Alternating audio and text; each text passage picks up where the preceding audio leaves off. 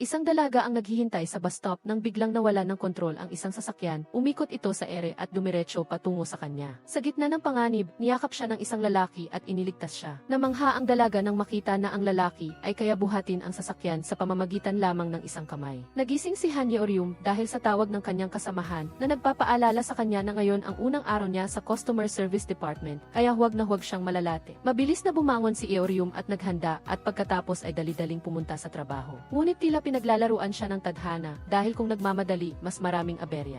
Biglang umulan sa labas. Ginawang pananggalang ni Han Yeoryum ang kanyang bag para hindi mabasa at tumakbo para sumilong. Hindi sinasadya, pumatak ang tubig ulan mula sa bag niya sa isang lalaking kasama rin niyang sumilong. Dali-dali siyang humingi ng paumanhin pero napansin niyang nakatitig sa kanya ang lalaki. Nagtaka si Yeoryum. Nang tumayo siya, biglang dumikit ang kanyang compass necklace sa manggas ng lalaki. Muli siyang humingi ng paumanhin at sinubukan niyang kunin ang kwintas pero tila ba may magnet, hindi niya ito makuha. Pinigilan ng lalaki si Yeoryum at dahan-dahan nitong kinuha ang kwintas. Paulit-ulit na nagpasalamat at humingi ng paumanhin si Yeoryum. Tingnan lang siya ng lalaki at walang sinabing kahit ano. Dahan-dahang naglakad palayo si Han Yeoryum habang nakabukas ang payong. Naramdaman niyang pamilyar ang lalaki, ngunit hindi niya maalala kung saan niya ito nakita. Wala na siyang oras para mag-isip pa, kaya dali-dali siyang sumakay sa service bus para sa mga empleyado patungo sa Customer Service Department. Isang taon na ang nakalilipas, sinikap ni Han Yeoryum na makapagtrabaho sa Incheon International Airport. Sa araw ng kanyang interview, nagkaroon siya ng aksidente habang nasa daan at nasugatan ang kanyang ulo. Hindi niya inalagaan ang kanyang sugat at nagpatuloy sa interview, dumudugo pa rin ito. Pinayuhan siya ng interview panel na unahin muna ang kanyang sugat, ngunit nag-aalalang ipinaliwanag ni Yeoryum na naghintay siya ng 3 taon para sa pagkakataong ito, kaya determinado siyang tapusin ang interview bago magpabandage. Matapos sabihin iyon, napaluhod siya sa sahig. Naantig ang interview panel sa kanyang tiyaga, kaya't ginawa nila siyang team leader. Nang malaman niyang Seokoon na ililipat si Han Yeoryum sa kanilang departamento, nagreklamo siya sa kanilang boss na si Yeoryum ay isang kibomba. Sa loob ng 1 taon sa flight management team, palagi itong may mababang rating.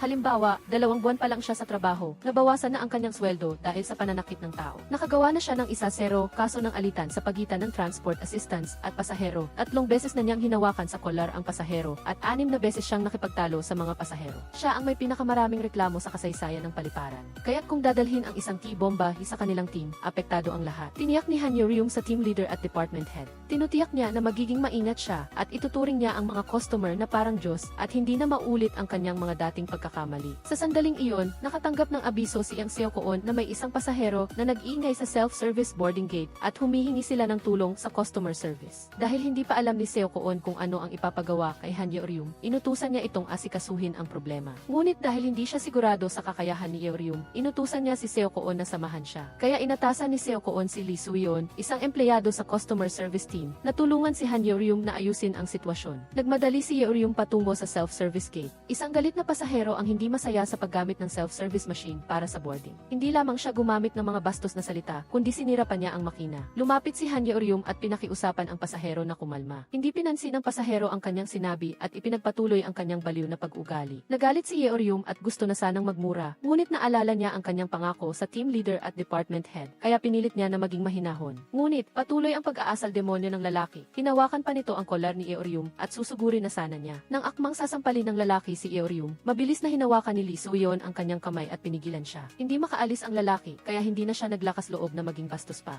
Matapos bigyan ni Lee Suyeon ng babala ang lalaki, sinabi niya na dahil sinira niya ang pampublikong pasilidad, kailangan niyang magbayad ng 60 milyon won o haharapin niya ang paglilitis. Natakot ang lalaki at sumang-ayon na magbayad. Nalutas ang alitan ng maayos. Nagpasalamat si Han Yeoryum kay Suyeon. Nagkita sila noong umaga habang sumisilong sa ulan at hindi niya inaasahang magkikita sila muli. Akala ni Han Yeoryum na isang pasahero si Suyeon, kaya para magpakita ng pasasalamat, inalok niya itong magpahinga sa SE lounge. Kinuha ni Suyeon ang kanyang employee at sinabing isa rin siyang empleyado sa customer service team at magkatrabaho sila. Pagbalik sa opisina, inatasan ng team leader si Suyeon na gabayan si Han Yeoryum at kailangan siyang bigyan ng detalyadong training simula sa pag-aayos ng mga barrier. Dahil hindi siya makatanggi, sinamahan ni Lee Suyeon si Han Yeoryum sa pag-uri ng mga barrier. Naramdaman ni Han Yeoryum na ayaw sa kanya ni Yang Seokoon, kaya tinanong niya si Suyeon kung may impormasyon siya tungkol kay Seokoon para mabago ang impresyon nito sa kanya. Si Suyeon ay may pananagutan lamang sa gawaing itinalaga sa kanya ng team leader, kaya sinabi lang niya kay Yeoryum ang lokasyon ng bodega para sa mga barrier. Medyo komplikado ang daan papunta sa bodega, kaya iminungkahi ni Suyeon na isulat ni Han Yeoryum ang direksyon. Ngunit dahil tiwala si Yeoryum sa kanyang memorya, hindi na niya kailangang magtala. Kaya naman, pagkatapos magsalita ni Suyon ng tuloy-tuloy sa loob ng 1 minuto, natakot siyang baka hindi niya matandaan ang mga sinabi niya. Tinawag ni Lee Suyon si Han Yeoryum at pinaplano sana na gabayan siya, pero dahil sa pagmamayabang ni Yeoryum na alam na niya ang lahat, nag-iisa siyang pumunta sa bodega. Sa huli, umabot siya ng 2 oras para gawin ang isang gawaing dapat ay 30 minuto lang at napagalitan siya ni Yang Seokoon. Nalulungkot, nagreklamo si Han Yeoryum sa kanyang kasamahan na si Yoon Seo. Sa unang araw pa lang niya sa bagong departamento, marami na agad siyang aberya. Sa kabaligtaran, si Lee Suyon ay may pambihirang kakayahan at kinikilala ng kanilang department head. Naisip ni Han Yeoryum na magkaribal sila ni Suyon, na tila ginagamit siya ni Suyon para umangat. Ngunit, ipinaalala ni Yoon Seo kay Yeoryum na si Suyon. Nagtapos si Lee Suyon sa Korea Advanced Institute of Science and Technology. Pagkatapos nito, naging tahimik, walang pakialam, at ayaw niyang makipagkaibigan. Ilang oras ang nakalipas, halos mabangga ng isang baggage handler ang isang bata. Sa sandali ng panganib, lumuhod si Suyon at dumulas para hawakan ang baggage rack at iniligtas ang bata gamit ang isang kamay. Sa buong proseso ng pagliligtas, wala siyang sinabing kahit ano, pero naging sikat siya pagkatapos. Maraming tao ang humanga sa kanya, at naaalala lang niya na si Suyon ay 4 na buwan pa lang na nagtatrabaho sa airport. Kung aalisin ang 3 buwan na internship, hindi pa siya nakakaisang buwan na regular na empleyado. Nang marinig ito, hindi nakalmado si Han Yeoryum. Kaya nagpunta siya sa opisina ng department head para makipag-usap. Bakit isang empleyadong 4 na buwan pa lang sa trabaho ang inatasang gabayan ang isang empleyadong mahigit 1 taon na? Pinaalalahanan siya niyang Seokoon na ang kahusayan ay hindi nakasalalay sa kung gaano katagal ka na sa trabaho. Ang kakayahan ni Lee Suyon sa lahat ng aspeto ay dapat tularan ni Han Yeoryum. Matapos bigyan ng lektura, umalis si Han Yeoryum ng may sama ng loob. Sa sandaling iyon, tinawagan siya ni Suyon sa radyo at sinabing pumunta siya agad sa broadcasting room. Isang matanda ang humihingi ng tulong dahil nawawala ang kanyang anak na lalaki na may sakit sa isip. Nag-aalala ang matanda na baka makasakit ang kanyang anak sa ibang pasahero. Ipinagbigay alam ni Suyon kay Han Yeoryum ang sitwasyon at inutusan siyang alagaan ang matanda. Sinabi rin ni Suyon na kung babalik ang anak, kailangan niya siyang agad na abisuhan. Nagduda si Han Yeoryum na gusto ni Lee Suyon na siya ang makahanap sa anak ng matanda, kaya pinilit niya na samahan si Suyon sa paghahanap. Sa huli, wala nang nagawa si Suyon kundi sabihin na kung aatakihin ng sakit ang pasahero, posible itong manakit ng ibang tao. Bakit siya magtatake ng risk sa paghahanap sa lalaki kasama siya sa halip na kumilos ng mag-isa? Pagkatapos, pumasok siya sa men's restroom para hanapin ang lalaki at sinabihan niya si Yeoryum na maghintay sa labas. Sa sandaling ito, napansin ni Yeoryum ang isang lalaking nakasuot ng dilaw na shirt at dilaw din ang suot na shirt ng anak ng matanda. Naisip niya na siya na ang hinahanap niya kaya dali-dali siyang tumakbo. Pagkatapos ng ilang hakbang, narinig niya ang isang pag-aaway sa tabi. Isang pasaherong nakasuot ng itim na jacket at dilaw na shirt. Inaatake ang branch manager. Napagtanto niya na ang pasaherong nananakit ay ang anak ng matanda. Matapang siyang lumapit at sinubukang pakalmahin ang lalaki. Ngunit tuluyan nang nawala sa sarili ang lalaki. Hinawakan niya ang isang metal na tubo at inamba sa kanya. Sa gitna ng panganib, muling dumating si Lee Suyon at ginamit ang kanyang katawan para protektahan siya at sinalo ang metal na tubo. Nabaluktot ang tubo. Ligtas si Han Yeoryum, ngunit ang pinaka nakakagulat ay walang bahid ng sakit sa mukha ni Lee Suyon para bang wala siyang naramdaman. Pagkatapos ng ilang sandali, naalala ni Han Yeoryum na si Suyon ang lalaking gumamit ng isang kamay para buhatin ang kotse para iligtas siya. 1 taon na ang nakalipas. Habang wala ng oras para alalahanin ang nararamdaman ni Han Yeoryum, binuksan ni Lee Suyon ang bote ng gamot at sinabi sa lalaki na inumin ito. Pagkatapos ay tinawag niya ang isang tao para dalhin ang lalaki sa matanda. Naalala ni Han Yeoryum ang sandali nang magkita sila ni Lee Suyon. 2 beses siyang iniligtas ni Lee Suyon sa pamamagitan ng paggamit ng kanyang kamay. Bukod pa rito, ang kanyang kwintas ay dumikit sa manggas ni Suyon. Naramdaman niyang may kakaiba, kaya't hinanap niya ang metal na tubo, ngunit naalis na ito ng tagalinis. Hindi sumuko si Han Yeoryum, tumakbo siya at tinanong si Suyon kung naalala ba nitong nagkita na sila. Malamig na sumagot si Suyon na hindi niya siya naaalala. Sa katotohanan, nakilala na ni Suyon si Han Yeoryum noong sumilong sila sa ulan, ngunit batay sa kanyang prinsipyo na hindi makisalamuha sa ibang tao. Sinadya niyang magpanggap na hindi niya kilala si Han Yeoryum para maiwasan na maging malapit sila sa isa't isa at makagambala sa kanyang buhay. Sa kabila ng hindi pag-amin ni Lee Suyon, taos pusong nagpasalamat si Han Yeoryum. Kung hindi siya iniligtas ni Lee Suyon 1 taon na ang nakalilipas, hindi siya sana nakaabot sa kanyang interview at hindi niya makukuha ang kanyang kasalukuyang trabaho. Hindi nagsalita si Suyon at tumalikod. Nagsimulang maging interesado si Han Yeoryum sa kanya at gusto niyang mas makilala pa si Suyon. Napanood ng mga empleyado ang video kung saan sinalo ni Suyon ang tubo gamit ang kanyang kamay. Nagulat sila nang makita na baluktot na ang tubo habang si Suyon ay walang kahit anong galos. Kaya't nagpunta sila sa department head para ipahayag ang kanilang pagdududa. Ang department head, Tanging siyang Seo Koon lang ang nakakaalam sa sikreto ni Lee Soo-yeon. Kaya humanap siya ng dahilan para sagutin ang mga tanong at pinaalalahanan si Soo-yeon na kung ayaw niyang malaman ng mga tao na kakaiba siya, dapat niyang gawin lang ang kanyang trabaho at huwag makialam sa ibang tao. Tumanggap ang airport ng isang anonymous na tawag. Sinabi ng tumawag na naglagay siya ng time bomb sa airport at maaari itong sumabog anumang oras. Agad na naghanda ang security team ng airport. Habang hinahanap ang pinagmulan ng tawag, naglagay sila ng mga wire sa mga kahina-hinalang lugar. Dinala ni Soo-yeon si Han Yeoryum para suriin ang mga billboard sa harap ng bawat tindahan. Hindi sinasadyang napansin ni Han Yeoryum ang isang lalaking nakasuot ng sunglasses. Habang inilalagay ng lalaking iyon ang itim na plastic bag sa basurahan, naramdaman ni Han Yeoryum na may kakaiba at sinubukan niya itong tignan. Mayroong malinaw na patakaran ang airport. Kapag may nakitang kahina-hinalang bagay, dapat itong agad na i-report at hindi maaaring buksan ng mag-isa. Matagal na nag-alinlangan si Yeoryum, ngunit sa huli, dahil sa kanyang pagkausyoso, binuksan niya ang plastic bag. Hindi niya inaasahan na puno pala ito ng mga gintong bar. Agad niyang inireport ang sitwasyon kay Seo Koon. Agad na nakipag-ugnayan si Seo Koon sa customs at sinamantala ang pagkakataon na humingi ng pabuya para sa departamento. Pumayag naman ang customs. Ngiti ni Seo Koon ay abot langit at gusto niyang hatiin ang pabuya kay Yeoryum at pinuri niya ito dahil sa mahusay niyang trabaho. Sa unang pagkakataon na napuri, labis na natuwa si Yeoryum.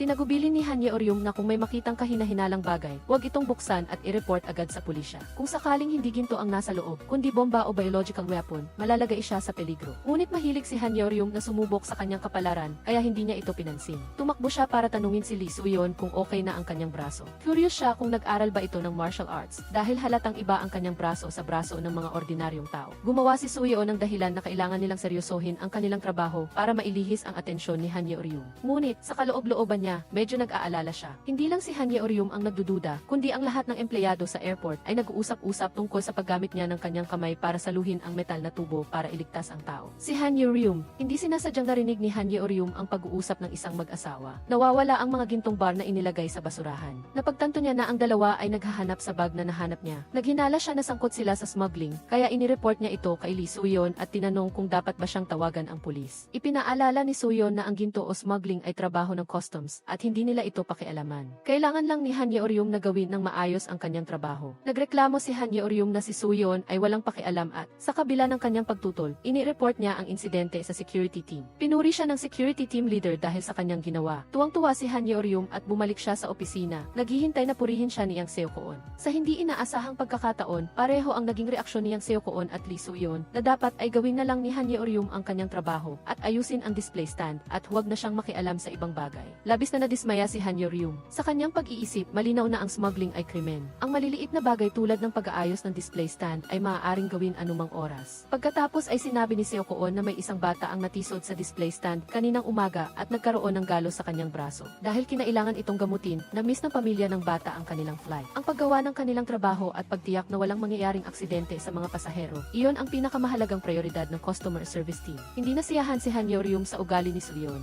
Ang pakiramdam ni Han Yeoryum, ginagamit siya ni Lee Soo-yeon sa pagsasalita sa tono ng isang superior. Nadama ni Yeoryum na si Soo-yeon ay madaling makatanggap ng papuri at promosyon mula sa kanilang boss, habang siya naman, kailangan niyang magsikap ng daang beses para lang makakuha ng pagkilala. Pinuna ni Soo-yeon si Yeoryum na sarili niya lang ang iniisip at gumagawa siya ng mga dahilan para sa sarili niya. Dahil magkaiba ang kanilang pananaw, naghiwalay sila ng landas. Pagkatapos, nakita ni Han Yeoryum ang lalaking nakasuot ng itim na salamin na inilalagay ang bag na puno ng mga gintong bar sa basurahan. Dali-dali niya itong inireport sa security team. Pagkatapos ng investigasyon, pinalaya ng security team ang lalaki. Nalaman nilang ang pasahero ay isang Japanese national na walang criminal record sa Korea. Bago sila magkaroon ng sapat na ebidensya, ang paglalagay ng gintong bar sa basurahan ay hindi maaaring ituring na krimen. Bago umalis, minamwarnihan ng security team si Han Yeoryum na sa susunod, i-report niya ang mga ganoong bagay sa customs. Sapat na raw ang pagiging abala nila sa pagprotekta sa kaligtasan ng mga pasahero. Ibig sabihin, pinagsabihan siya dahil sa pakikialam. Walang nagawa si Han Yeoryum kundi tumayo at magtanong sa sarili kung bakit. Samantala, nasa banyo si Lee Soo-yeon nang marinig niya ang isang estudyante sa high school na tumatawag sa airport, nagbabanta sa security team. Sinabi niyang ang bomba ay nasa eroplano na aalis sa loob ng 30 minuto. Naalala ni Soo-yeon ang sinabi ni Seo Koon na huwag siyang makisali sa mga bagay na hindi naman niya responsibilidad. Ngunit, dahil sa kanyang matinding pagkamatuwid, hindi siya maaaring maging walang pakialam sa harap ng kasamaan. Kaya tumakbo siya at hinawakan ang estudyante sa high school.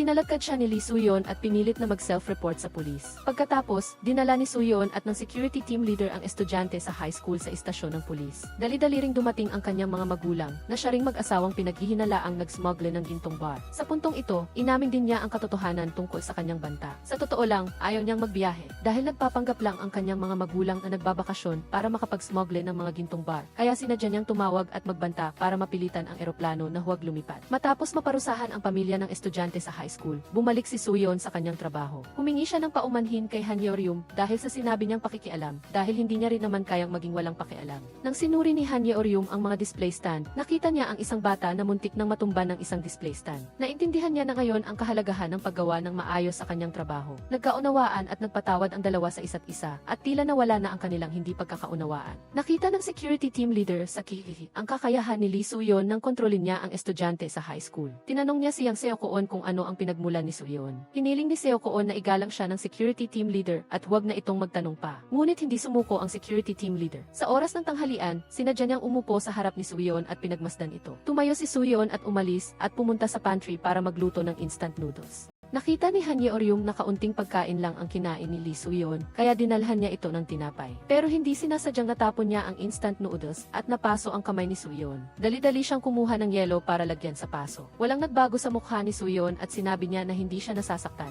Sinampal siya ni Han Yeoryum. Ipinaliwanag ni Soo-yeon na ang kanan niyang braso at kamay ay walang pakiramdam. Dahil sa tingin niya ay marami ng sikreto ang nalalantad, nagpunta siya kay Yang Seo-koon para mag-resign. Pagkatapos ng maingat na pag-iisip, nagpunta si Seo-koon sa airport director. Hiniling ng airport director na lumipat siya sa ikalawang linya ng airport. Noong una, hindi pa siya nakakaisip. Ngunit ngayon, umayag siyang lumipat sa kondisyon na sasama ang kanyang team. Sinama ni Yang Seo-koon si Lee Soo-yeon, Han Yeoryum at isa pang kasamahan sa ikalawang linya. Paglipat pa lang, nakilala na ni Han Yeoryum ang isang mapanganib na tao, si Seo In-woo. Sa oras na iyon, inaabala siya ng isang lasing na pasahero, kaya't lumaban siya para sa kanyang sarili. Sa hindi inaasahang pagkakataon, ang taong nag-asikaso sa insidente ay ang team leader na si Seo In-woo na hindi inalam ang buong sitwasyon at nagdesisyon na bawasan ang kanyang sweldo. Ipinakilala ni Yang Seo-koon sa lahat na si Seo In-woo ang manager ng team na responsable sa pagpaplano at pagpapatakbo ng airport. Titig na titig si Han Yeoryum kay Seo In-woo. Kagabi, pinuntahan ni Yang Seo-koon si Lee Soo-yeon.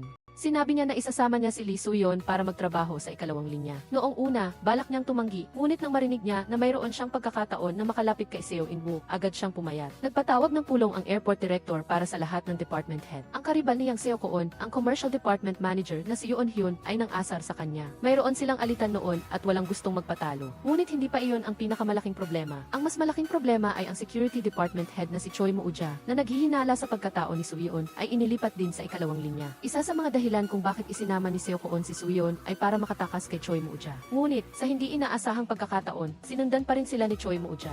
Hindi niya alam kung ano ang sasabihin kay Lee Soo-yeon. Pagkatapos ng meeting, hiniling ni Yang Seo-koon kay Choi Moo-ja na lumipat siya sa T1 dahil sa kanyang impluensya sa airport. Saan man siya gusto ay kaya niyang pumunta. Ngunit walang pakialam si Choi Moo-ja at nanatili siyang nasa T2. Sinama rin ni Choi Moo-ja ang dalawang security officers mula sa T1. Sila sina Odaiki at Kwon Hee-seo na minsan nang nakaalitan ni Han Yeoryum. Sinama ni Choi Moo-ja si Odaiki sa kanilang patrol at nakita nila si Lee Soo-yeon. Sinadya ni Moo-ja na makipagkamay kay Soo-yeon. Nang malaman ni Soo-yeon na sinusubukan siya, nagsinungaling siya at sinabing naglinis siya ng handrail kaya madumi pa ang kamay niya. Pagkatapos niyang sabihin iyon, agad siyang umalis. Hindi pinansin ni Lee Soo-yeon ang reaksyon ni Choi Moo-ja na lalong nagpatibay sa paniniwala ni Choi Moo-ja na si Soo-yeon ay may kakaibang kakayahan. Pagkatapos, tinanong ni Moo-ja si Yang Seo-koon kung bakit siya nasa T2. Ipinaliwanag ni Seo-koon na ngayon lang din niya nalaman ang tungkol dito. Tiniyak niya kay Soo-yeon na aalagaan niya ito at susubukan niyang pigilan si Choi Moo-ja na guluhin siya. Nagtago si Han Yeoryum sa hagdan at tinawagan si Yoon Seok. Nagreklamo na ang lahat ng kanyang mga boss na ayaw sa kanya ay narito sa T2.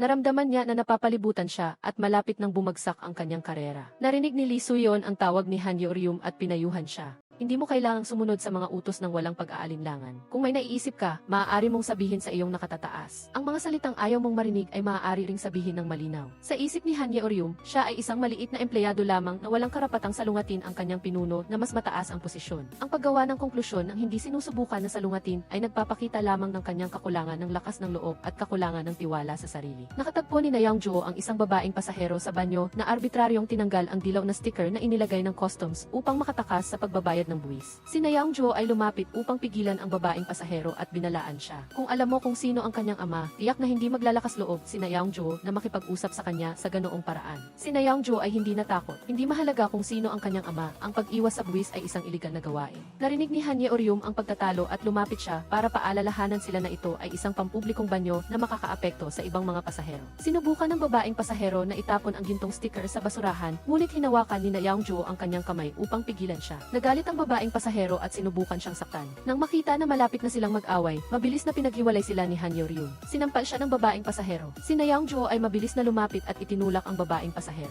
Ang hiyaw ng babaeng pasahero ay nakaakit sa ibang miyembro ng security team na tumakbo palapit. Ibinigay ni na Youngjo ang babae sa kanyang mga kasamahan at umalis. Nagreklamo ang babaeng pasahero na 2 empleyado ang tumulak sa kanya sa sahig. Ang pasahero ay humingi ng malinaw na paliwanag mula sa paliparan, kung hindi ay idedemanda niya ang buong paliparan. Agad na tumakbo si Manager Yang Seo-koon sa customer service team upang magtanong. Kinilala na si Han Yeoryum bilang isa sa mga empleyado, ngunit ang isa pa na nakasuot ng ordinaryong damit ay hindi pa natutukoy. Binalaan ni Manager Choi Moo-ja si Manager Yang Seo-koon na ang babae ay anak ng isang miyembro ng pambansang asembleya at kung hindi nila ito mapangasiwaan ng maayos, lahat sila ay mawawala ng trabaho. Tinanong ni Manager Choi Moo-ja si Han Yeoryum kung sino ang isa pang empleyado na nanakit sa babaeng pasahero. Sa puntong ito, ayaw ni Han Yeoryum na makasama ang ibang tao, kaya sinabi niyang hindi niya kilala ang tao. Pagkatapos, ipinaliwanag niya kay Manager Yang Seo-koon ang mga detalye ng insidente. Habang nag-iisip si Manager Yang Seo-koon kung paano malulutas ang problema, galit na lumapit ang airport director. Nang hindi nagtatanong ng dahilan, inutusan niya si Han Yeoryum na lumuhod at humingi ng tawad sa babaeng pasahero. Tumayo si Manager Yang Seo-koon at sinabing walang ginawang mali si Han Yeoryum at hindi nila kailangang humingi ng tawad. Nang makita na matigas ang ulo ni Manager Yang Seo-koon, kinagalitan din siya ng airport director. Nakaramdam si Han Yeoryum ng pagkakasala dahil sa pagkakasangkot ni Manager Yang Seo-koon. Si Manager Yang Seo-koon ay kusang loob na pumayag na humingi ng tawad. Pagkatapos siya, si Manager Choi Moo-ja at Han Yeoryum ay lumapit sa babaeng pasahero. Si Manager Choi Moo-ja ang unang nagtangkang mamagitan, pagkatapos ay sinyasan si Han Yeoryum na humingi ng tawad. Nakita ni Han Yeoryum si Lee Soo-yeon na nag-aayos ng water dispenser sa malapit.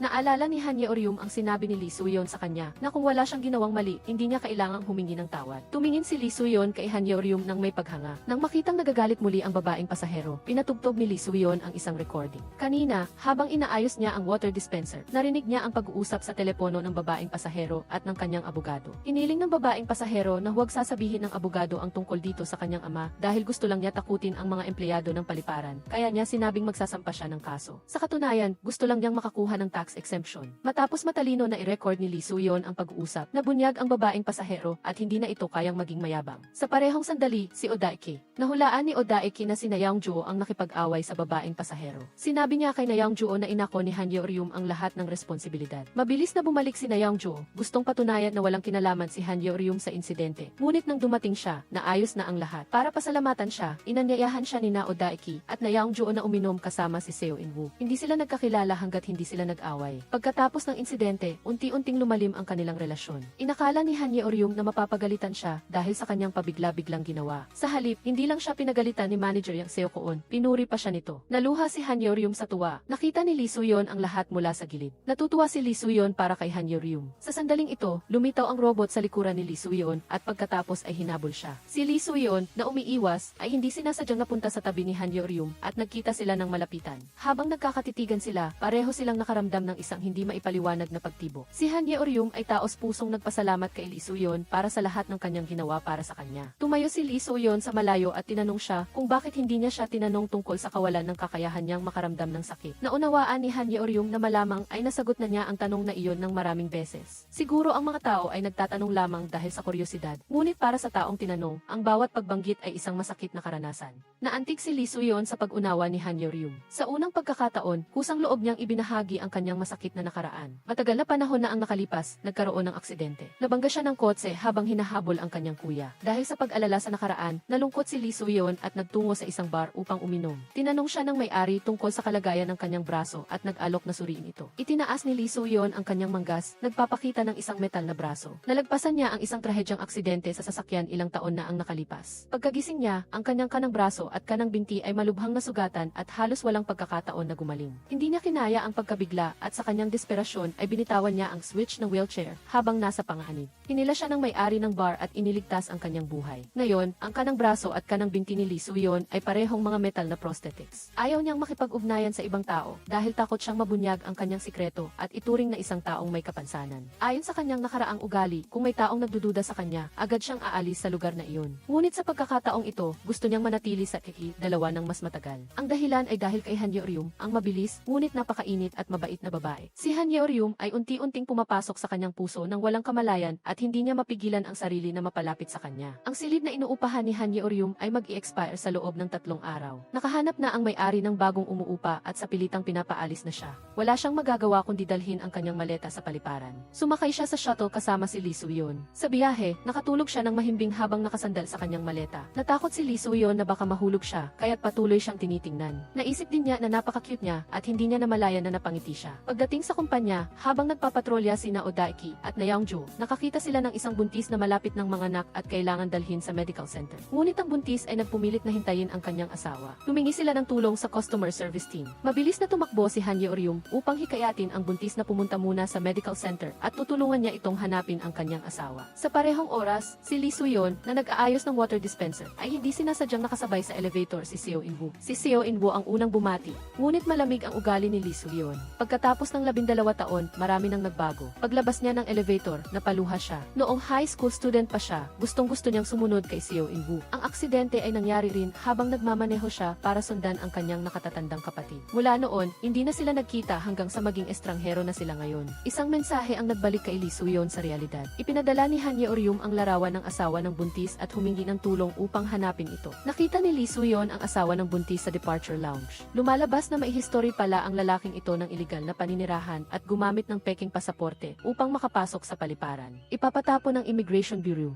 Siya ay isang deportee. Ipinagbigay alam ni Lee Soo-yeon ang sitwasyon kay Han Yeoryum. Gusto ni Han Yeoryum na pumunta sa immigration office upang magmakaawa. Hindi siya napigilan ni Lee Soo-yeon kaya kailangan niyang iulat ang insidente kay manager Yang Seo-koon. Habang papasok si Han Yeoryum sa immigration office, pinigilan siya ni manager Yang Seo-koon at pinigilan siya sa paglabag sa mga patakaran ng paliparan. Sa sandaling iyon, nakatanggap si Han Yeoryum ng larawan mula kay Na Young-joo. Ang buntis ay ligtas ng nanganak ng isang babae. Ipinakita ni Han Yeoryum ang larawan kay manager Yang Seo-koon. Ang buong pamilya ay 1 kilometro lamang ang layo, ngunit hindi sila maaaring magkita. Umaasa siya na bibigyan sila ng konsiderasyon na magkita-kita ng isang beses. Nang makita ni manager Yang Seo-koon na matigas ang ulo ni Han Yeoryum, naalala niya ang kanyang sarili noong siya ay bata pa. Noon, si manager Yang Seo-koon ay naging masigasig at matuwid din tulad ni Han Yeoryum. Upang tulungan si Han Yeoryum, dinala siya ni manager Yang Seo-koon sa immigration office. Nagmamakaawa na tulungan ang pamilya ng buntis na magkita-kita nang hindi lumalabag sa mga regulasyon. Ngunit ang pinuno ng immigration office ay nagpumilit na sundin ang mga patakaran at walang pag-aalinlangang tumanggi. Sa puntong ito, hindi inasahan ni Han Yeoryum na upang makita ang kanyang asawa at anak, ang lalaki ay kinuha ang pagkakataon na pumunta sa banyo at tumakas mula sa pagsubaybay ng mga empleyado, tumatakas na parang baliw. Agad na hinabol siya ni Lee Soo-yeon upang matiyak ang kaligtasan ng paliparan. Ang lalaki, na panandali ang naging marahas, ay kumuha ng isang panulat at sinaksak ito sa braso ni Lee Soo-yeon. Binunot ni Lee Soo-yeon ang panulat at pinayuhan ang lalaki na kumalma. Hindi nakinig ang lalaki. Tumakbo pa sana ang lalaki, ngunit nadulas siya at nahulog mula sa rehas. Pagkatapos, inabot ni Lee Soo-yeon ang kanyang kamay, hinila ang lalaki at itinapon siya pataas. Nang makita ang pagdating ng mga security guards, tinapakan ni Lee Soo-yeon ang panulat na may mansa ng dugo at itinago ang kanyang braso sa likuran, nagkukunwaring walang nangyari. Ngunit ang eksenang ito ay hindi sinasadyang nakita ni Seo In-woo. Natuklasan niya na may steel bar sa kanang braso ni Lee Soo-yeon. Bumalik siya sa kanyang opisina at hinanap ang mga dokumento ni Lee Soo-yeon. Ang huling kolumn ay malinaw na nagsasaad ng first-degree disability na nangangailangan ng walking aid. Labis na nalungkot si Han Yeoryum na hindi siya makatulong sa buntis. Nagpadala siya ng mensahe kay Lee Soo-yeon, sinisisi ang sarili na wala siyang magawang matino. Hindi kayang tingnan ni Lee Soo-yeon si Han Yeoryum na nalulungkot. Kinausap niya si Oh Dae-ki na nagbabantay sa buntis at sinabi ang kanyang mga iniisip. Sumang-ayon din si Oh Dae-ki. Pagkatapos, si Oh Dae-ki at Han Yeoryum ay pumunta sa arrival lounge at ibinigay ang kanilang mga telepono sa mga security personnel. Sinunod ng mga security personnel ang utos ni Oh Dae-ki at dinala ang buntis sa departure gate. Itinulak din ni Oh Dae-ki at Na Young-joo ang buntis doon. Ang buong pamilya sa wakas ay nagkasama-sama na. Ang mga kabataan na nakakita sa eksena ay naluluha sa tuwa. Kahit ang pinuno ng immigration office ay naantig at nalungkot. Ngunit ang paglabag sa mga patakaran ay kailangang parusahan. Pinatawan niya sila ng isang simbolik na parusa at sinabi na hanggat hindi pa nalilinaw ang insidente, ang asawa ng buntis ay hindi papayagang umalis. Inutusan niya ang 3 miyembro ng pamilya na manatili sa paliparan at hintayin ang resulta ng investigasyon. Pagkaalis ng pinuno, napagtanto ng lahat na nagpapanggap lang siya na binibigyan ng pagkakataon ang pamilya na magsama-sama. Lahat sila ay nagpapasalamat sa kabaitan ng pinuno. Pagkatapos ng trabaho, masayang naghihintay si Han Yeoryum sa pagdating ng kanyang ina sa arrival area. Hindi niya inaasahan na biglang tumunog ang alarma sa paliparan. Ang makina ng eroplano na sinasakyan ng kanyang ina ay biglang nagkaroon ng problema at ang sitwasyon ay lubhang kritikal. Nagliyab ang makina ng eroplano eroplano at kinailangan itong lumapag ng emergency. Lahat ng empleyado ay nasa kanilang posisyon, handa na para sa operasyon. Maayos na naisagawa ang emergency response. Sa kabutihang palad, dahil sa kalmado na pamamahala ng piloto, matagumpay na lumapag ang eroplano. Agad na pinatay ng fire truck ang apoy sa makina. Inayos ng mga cabin crew ang maayos na paglilikas ng lahat. Nag-aalala si Han Yeoryong sa kaligtasan ng kanyang ina at tumakbo sa landing site. Gusto niyang malaman ang balita tungkol sa kanyang ina. Matapos magtanong kay Manager Yang Seo-koon, naintindihan ni Manager Yang Seo-koon ang nararamdaman ni Han Yeoryong. Ngunit ang lugar ay isang restricted area at hindi maaaring pasukin ng walang pahintulot. Bukod pa rito, naantala ang iba pang mga flight dahil sa emergency landing at abala ang lahat ng departamento. Inutusan ni Manager Yang Seo-koon si Han Yeoryong na bumalik sa trabaho sa departure area upang maghintay. Alam ni Lee Soo-yeon na mahina si Han Yeoryong ngayon, kaya tinawagan niya si Han Yeoryong at tinanong ang pangalan ng kanyang ina. Pagkatapos malaman ang pangalan, sumakay siya sa isang ambulansya at nagsinungaling, sinabi na nakatanggap siya ng utos na ilikas ang mga pasahero. Pumunta si Lee Soo-yeon sa eksena at tinanong ang bawat tao kung sila ang ina ni Han Yeoryong. Sa sandaling iyon, nagkaroon ng gulo ang ina ni Han Yeoryong sa isang lalaki sa eroplano. Ang lalaki ay hindi nasisiyahan sa pag-aayos na unang bumaba ang mga matatanda, bata at kababaihan. Sinabi niya na siya ay isang business class passenger at dapat siyang bumaba muna. Naiinis ang ina ni Han Yeoryong sa nakita niya, kaya't pilit niyang hinila ang lalaki at inutusan siyang bumaba ng huli kasama niya. Sa wakas ay oras na niya para bumaba. Hindi niya inaasahan na biglang yayanig ang eroplano. Sa takot, itinulak siya ng lalaki at tumakbo pababa. Tumama ang ulo ng ina ni Han Yeoryong sa isang bagay at nawala ng malay. Narinig ni Lee Soo-yeon na may babaeng pasahero na nasugatan sa eroplano at agad siyang tumakbo upang alagaan ito. Kinumpirma niya na ang babae ay ang ina ni Han Yeoryong. Maingat niyang nilagyan ng malamig na yelo ang sugat at nagbuhos ng tubig. Nang kinuha niya ang baso ng tubig, napansin niya na ang kanyang kanang braso ay hindi niya makontrol. Sa kanya naaalala na sinaksak siya ng panulat ng asawa ng buntis. Wala siyang naramdaman noon, ngunit ngayon ay may problema na. Narinig niyang paparating ang mga miyembro ng security team. Mabilis na nagtago si Lee Soo-yeon sa gilid, ngunit nakita pa rin siya ni Yeong-jo. Matapos mabendahan ang kanyang sugat, sa wakas ay nakita na ng ina ni Han Yeoryong ang kanyang anak. Nagyakapan ang dalawang mag-ina at umiyak sa tuwa. Nang makita ni Lee Soo-yeon ang eksena mula sa malayo, naramdaman niya na ang lahat ng kanyang ginawa ay sulit. Nakilala ni Seo In-woo si Manager Choi Moo-ja at tinanong kung nag-apply na ba si Lee Soo-yeon sa security team para sa first degree disability walking aid. Nagulat si Manager Choi Moo-ja, ngunit naaalala niya na sinabi ni Manager Yang Seo-koon na gusto lang ni Lee Soo-yeon ng isang mapayapang buhay. Bukod pa rito, iniling din ni Manager Yang Seo-koon sa kanya na huwag nang mag-usisa pa sa personal na buhay ni Lee Soo-yeon. Pagkatapos ay sinabi niya kay Seo In-woo na ito ay isang confidential na bagay ng security team. Pagkaalis niya, tinawagan ng ina ni Han Yeoryong ang kanyang anak at pinaalalahanan siya na huwag kalimutang pasalamatan ang lalaking nag-alaga sa kanya sa eroplano. Nagtataka si Han Yeoryong kung sino ang tinutukoy ng kanyang ina. Sinabi ni Yeong-jo sa kanya na tanungin si Lee Soo-yeon na baka may alam siya. Nakita ni Han Yeoryong na walang tao sa upuan ni Lee Soo-yeon at napaisip. Pagkatapos ng trabaho, kinuha niya ang backpack ni Lee Soo-yeon at nagtungo upang makipagkita sa kanya ng personal upang magtanong. Sinundo si Lee Soo-yeon ng may-ari ng bar. Sinuri ng may-ari ang kanyang braso at hinulaan na may problema ang mga electrical wire sa loob. Kailangan ng isang maliit na operasyon. Natakot si Lee Soo-yeon. Naalala niya ang panahon na siya ay naka-wheelchair. Tiningnan siya ng lahat na parang isang alien. Ayaw niyang maranasan muli ang kahihiyan na iyon. Sa panahong ito, ayaw niyang makita ang sinuman. Paulit-ulit siyang tinawagan ni Han Yeoryong. Hindi niya magamit ang kanyang kanang braso at ayaw niyang magpakita kay Han Yeoryong ng may kapansanan. Hindi sumuko si Han Yeoryong. Kung hindi siya makatawag, magpapadala siya ng text message. Pagkatapos ay tumakbo siya sa harap ng cave kung saan sila nagkasama-sama para maghintay sa kanya. Habang nag-iisip siya kung pupunta ba siya o hindi, biglang umulan. Hindi niya kayang hayaang maghintay si Han Yeoryong sa ulan, kaya't sa huli ay nagpasya siyang pumunta. Nang magkita sila, nagpanggap siyang malamig. Sinubuan ni Lee Soo-yeon ang kanyang kanang braso sa bulsa. Kinuha ang backpack gamit ang kaliwang braso at tumalikod. Tumakbo si Han Yeoryong upang tanungin siya kung inalagaan niya ang kanyang ina sa eroplano. Ayaw aminin ni Lee Soo-yeon, ngunit alam ni Han Yeoryong na tiyak na tinulungan niya ang kanyang ina. Ang paraan ng pagtulong ni Lee Soo-yeon kay Han Yeoryong ay higit pa sa ordinaryong pagkakaibigan. Gusto mo ba ako? Pagkatapos ng isang sandali ng katahimikan, inamin ni Lee Soo-yeon na gusto niya si Han Yeoryong. Pagkatapos niyang sabihin iyon, umalis siya nang hindi naghihintay ng tugon ni Han Yeoryong. Ang pag-amin ni Lee Soo-yeon ay nagpagulo sa puso ni Han Yeoryong. Nagtungo siya kay Seo In-woo upang maglabas ng sama ng loob. Sinabi ni Lee Soo-yeon na gusto niya siya at hindi niya alam kung paano haharapin ito. Ngayon, wala pa siyang matutuluyan at magulo ang kanyang trabaho. Walang karapatan siyang mag-date. Mas mahalaga, magkasama silang nagtatrabaho. Hindi niya naisip na makikipagrelasyon sa trabaho. Ang ekspresyon ni Seo In-woo ay bahagyang malungkot. Matagal na siyang nasa tabi ni Han Yeoryong bilang isang kaibigan at matagal na siyang umibig sa kanya. Ngayon, bago pa man siya magkaroon ng pagkakataong magtapat, nawala na ang pagkakataon. Kung ikukumpara sa pagiging gulat ni Han Yeoryum, si Lee Soo-yeon ay labis na nasasabik pagkatapos ng pagtatapat. Siya ay sabik na makita si Han Yeoryum upang mabilis na makabalik sa trabaho. Nang gabing iyon, hiniling niya sa may-ari ng bar na operahan siya. Kinaumagahan, ganap na gumaling ang braso ni Lee Soo-yeon at dumating siya sa trabaho na punong-puno ng enerhiya. Samantala, si Han Yeoryum ay labis na nag-aalala at hindi naglakas loob na harapin si Lee Soo-yeon.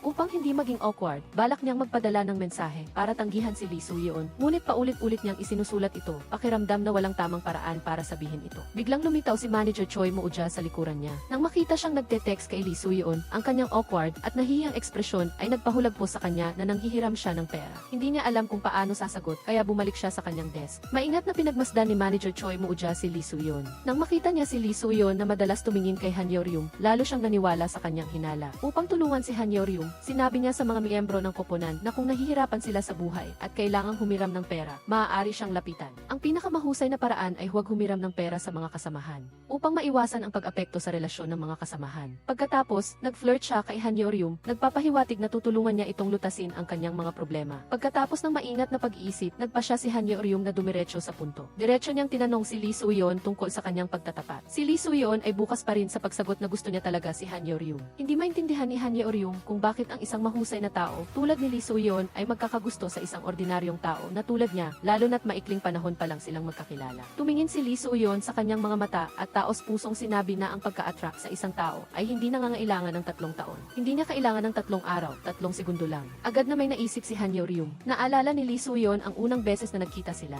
Naalala ni Lee Soo-yeon ang sandaling iniligtas niya ang buhay ni Han Yeoryum. Hindi niya itinanggi na hindi iyon ang unang pagkakataon na nagkita sila, ngunit hindi rin niya sinabi kay Han Yeoryum na nagkita na sila noon. Ang unang pagkikita nila ay sa Fox Brand New Tavern Hotel. Nang itulak ni Han Yeoryum ang pinto at pumasok, biglang bumilis ang tibok ng puso ni Lee Soo-yeon. Love at first sight. Isang dumaan na pasahero ang hindi sinasadyang nabangga si Han Yeoryum na naging dahilan upang mawalan siya ng balanse at mahulog sa braso ni Lee Soo-yeon. Nang tumayo siya, hinawakan niya ang kanang braso ni Lee Soo-yeon. Sa paghawak na ito, napansin niya ang kakaibang bagay. Ang katigasan nito ay parang bakal kaysa sa balat. Habang naguguluhan siya, inalis ni Lee Soo-yeon ang kanyang kamay at tumalikod. Sa kabilang banda, si Seo In-woo para mapigilan si Lee Soo-yeon sa pulong. Sa isang pulong, binanggit ni Seo In-woo ang isang empleyado na may first-degree disability. Kung magiging maluwag ang pamamahala, maaaring maapektuhan ang kaligtasan ng paliparan. Sinabi ni Manager Choi Moo-ja na ang bagay na ito ay pribado at hindi niya ito maaaring pamahalaan upang protektahan ang kanyang nasasakupan. Pinuna din ni Manager Yang Seo-koon si Seo In-woo na pinalaki niya ang maliit na bagay. Hanggang ngayon, walang nakakaalam na may empleyado ang paliparan na may kapansanan na nagpapatunay na ang empleyado ay ganap na may kakayahan. Nang makita ng airport director ang kanilang matinding pagtatalo, inutusan niya si Manager Choi Moo-ja na magsiyasat at magsumite sa kanya ng ulat. Binalaan ni Manager Yang Seo-koon si Manager Choi Moo-ja na kapag nagsimula ang investigasyon, maaaring mag-resign si Lee Soo-yeon. Ngunit nagbigay na ng utos ang airport director. Wala na siyang magagawa. Ipinaalam ni Manager Yang Seo-koon kay Lee Soo-yeon ang investigasyon. Pinaalalahanan niya si Lee Soo-yeon na mag-ingat sa panahong ito at huwag gumawa ng anumang bagay na makakakuha ng atensyon. Nang malaman niya na si Seo In-woo ang nagmungkahi ng investigasyon, nilapitan niya ito upang harapin. Inamin ni Seo In-woo na ginawa niya iyon upang pilitin siyang umalis. Noon, binalaan niya si Seo In-woo na huwag siyang sundan. Hindi nakinig si Seo In-woo at nagkaroon ng aksidente. Ngayon, hindi niya matanggap na narito si Seo In-woo. Galit na hinawakan ni Lee Soo-yeon ang kwelyo ni Seo In-woo at masakit na tinanong kung bakit siya, na kanyang kuya, ay ginagawa ito sa kanya. Tumawa si Seo In-woo. Iyon ay dahil lamang sa muling nagpakasal ang kanilang ama, kaya sila nagkaroon ng kaugnayan.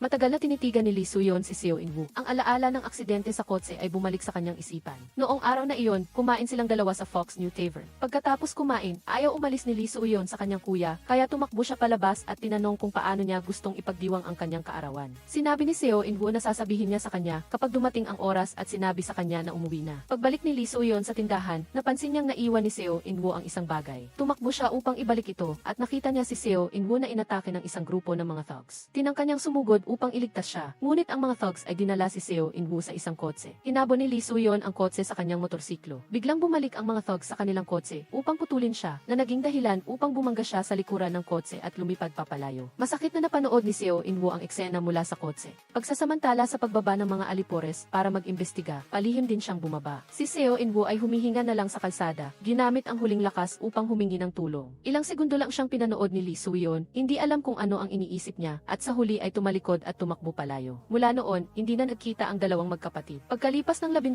taon, muling nagpakita si Seo In-woo sa harap ni Lee Soo-yeon. Pagkatapos magkita, hindi nakakuha ng kahit isang paghingi ng tawad si Lee Soo-yeon, kundi ang pagtataboy lamang ni Seo In-woo. Malungkot na binitawan niya ang kamay nito at tumalikod. likod. Pagkaalis ni Lee Soo-yeon, umupo si Seo In-woo at lihim na umiyak. Tungkol sa banggaan, may sariling pananaw si Seo In-woo. Sinabi niya na bawat isa ay may anting-anting, at si Lee Soo-yeon ay ang anting-anting niya. Basta't nasa tabi niya si Lee Soo-yeon. Ang lahat ng bagay na madali ay magiging mahirap at komplikado. Ang banggaan na iyon, kung hindi si Lee Soo-yeon, ay hindi magiging ganoon kalubha. Ang nasaktan sa banggaan ay hindi lang si Lee Soo-yeon. Sa kabilang banda, si Han Ye-oryum ay bukas pa makakalipat sa bagong bahay at wala siyang mapuntahan ngayong gabi. Nalaman ito ni Lee Soo-yeon at tinanong siya kung gusto niyang manatili sa kanyang bahay ng isang gabi. Sumama si Han Ye-oryum sa kanya pauwi. Isang lalaki at isang babae ang magkasama sa iisang bahay, kaya't pareho silang medyo nahihiya. Pagkatapos mag-isip ni Han Ye-oryum, mas mabuti pa ring pumunta sa sauna. Plano niyang umalis ng palihim habang si Lee Soo-yeon ay nasa loob ng kwarto. Ngunit, sa hindi inaasahang pagkakataon, paglabas niya ng pinto ay lumabas din si Lee Soo-yeon. Nagmamadali siyang nagpaliwanag na hindi siya ang tipo ng tao na ibig. Mula sa unang tingin, kailangan ng mahabang panahon para magustuhan ang ibang tao. Ayaw niyang magkamali ng pag-intindi si Lee Soo-yeon. Sinabi ni Lee Soo-yeon na nirerespeto niya ang pag-iisip nito, ngunit mas angkop dito kaysa sa sauna. Isa pa, panandalian lang naman ng isang gabi. Hindi kailangang mahiya si Han Ye-oryum. Pumunta si Lee Soo-yeon sa kusina para magluto. Pinanood ni Han Ye-oryum ang likod nito at hindi maipaliwanag na damdamin ng pagkaantig. Pagkatapos ay tuwang-tuwa siya. Kahit hindi sila nagde-date, basta't nasa tabi niya si Han Ye-oryum, masaya na siya. Sabay silang naghapunan. Nabulunan si Han Ye-oryum. Sabay silang kumuha ng baso ng tubig at hindi sinasadyang nagdampi ang kanilang mga kamay. Pareho silang medyo nahiya, ngunit itinago pa rin nila ito para hindi mahalata ng isa't isa. Habang hindi alam kung ano ang gagawin, nakatanggap si Lee Soo-yeon ng tawag mula kay Chief Choi Moo-ja. Nakipagkita si Chief Choi Moo-ja sa kanya bukas. Nang magising si Han Ye-oryum, hindi na niya alam kung kailan umalis si Lee Soo-yeon. May inihandang almusal sa mesa. Nag-iwan din si Lee Soo-yeon ng memo para kay Han Ye-oryum, sinasabing nauna na siyang pumasok sa trabaho. Nakipagkita si Lee Soo-yeon kay Chief Choi Moo-ja. Tiningnan ni Chief Choi Moo-ja ang kamera sa airport, at ang kilos ni Lee Soo-yeon habang nagliligtas ng tao ay talagang hindi pangkaraniwan. Binigyan niya si Lee Soo-yeon ng 1 linggong oras para mag-isip alin man sasabihin ang totoo o magbitiw. Pagkatapos maglinis ni Han Ye-oryum, lumabas siya at hindi sinasadyang nakita si Na Young-jo na nasa ibaba ng bahay, nakararating pa lang. Inakala pa ni Na Young-jo na kapitbahay niya ito. Nagmamadaling nagpaliwanag si Han Ye-oryum, may kakilala siyang nakatira doon. Pagdating sa kumpanya, nagmadaling hinanap ni Han Ye-oryum si Lee Soo-yeon at hinila siya sa bodega. Sinabi niyang nakita niya si Na Young-jo kaninang umaga. Ngayon, hindi alam ni Na Young-jo na si Lee Soo-yeon ang nakatira doon at kailangan niyang panatilihing sikreto ito. Hindi dapat malaman ni Na Young-jo o ng iba na magkasama sila kagabi. Hindi maintindihan ni Lee Soo-yeon kung bakit siya nag-aalala sa pananaw ng ibang tao. Sinabi ni Han Ye-oryum na hindi pa sila nagde-date at kahit mag-date pa sila, ayaw niyang malaman ng iba dahil ang chismis ay maaaring makasira sa mga sangkot, lalo na ang mga babae ay malulugi. Naiintindihan ni Lee Soo-yeon ang pag-iisip nito at nangakong hindi niya sasabihin sa iba. Sa hindi inaasahang pagkakataon, pagkaalis ni Han Ye-oryum,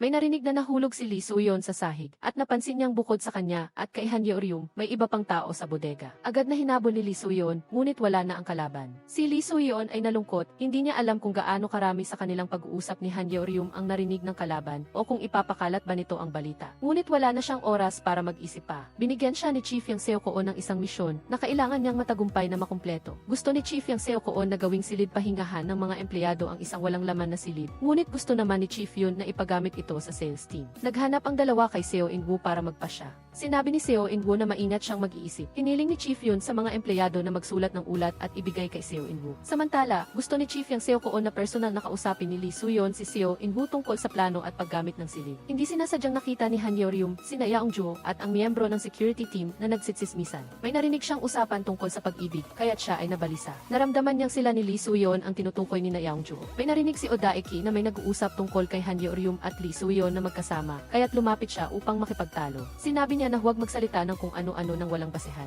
Hindi nagtagal, kumalat ang balita sa buong airport na nagde-date sina Lee Soo-yeon at Han Ye-oryum. Nang bumalik si Han Ye-oryum sa grupo, inasar pa siya ni team leader Kwon Hee-seo at sinabing manlibre siya. Hindi makapaniwala si Han Ye-oryum na mabilis kumalat ang balita. Ang una niyang reaksyon ay sisihin si Na Young-jo at galit siyang tumakbo para kausapin si Na Young-jo. Nang marinig ang kanyang pagtatanong, naintindihan ni Na Young-jo na si Lee Soo-yeon pala ang kasama niya sa lugar. Sinabi niya na wala siyang alam tungkol sa kanilang dalawa at lalong hindi siya ang nagpakalat ng chismis. Nagmamadaling tumakbo si Lee Soo-yeon at inilayo si Han Ye-oryum. Sinabi niya kay Han Ye-oryum na may iba pang tao sa bodega noon at tiyak na ang taong iyon ang nagpakalat ng balita. Si Han Ye-oryum ay napagod sa isip at katawan at gusto niyang mag-isip ng mag-isa. Pagkatapos bumalik sa kanyang pwesto, nalaman niyang pagkatapos ibigay ni Lee Soo-yeon ang ulat kay Seo In-woo. Sa huli, ipinagkaloob ni Seo In-woo ang walang laman na silid sa sales team ni Chief Yun. Nagbunyi ang sales team, samantalang malungkot na bumuntong hininga ang customer service team. Sinisi ni team leader Kwon Hee-seung si Lee Soo-yeon sa hindi magandang pagganap sa trabaho. Inasar niya na inubos ni Lee Soo-yeon ang lahat ng kanyang pagmamahal sa pakikipag-date at hindi na siya nakatutok sa trabaho. Sa wakas, naranasan ni Lee Soo-yeon ang pakiramdam kung paano makasakit ang chismis sa mga sangkot, tulad ng sinabi ni Han Yeoryung. Para protektahan si Han Yeoryung, taimtim niyang sinabi sa lahat na gusto niya si Han Yeoryung. Iyon ay isang hindi sinukli ang damdamin at wala itong kinalaman sa kanya. Malapit nang matuklasan na ang nagpakalat ng balita ay si Representative Nam.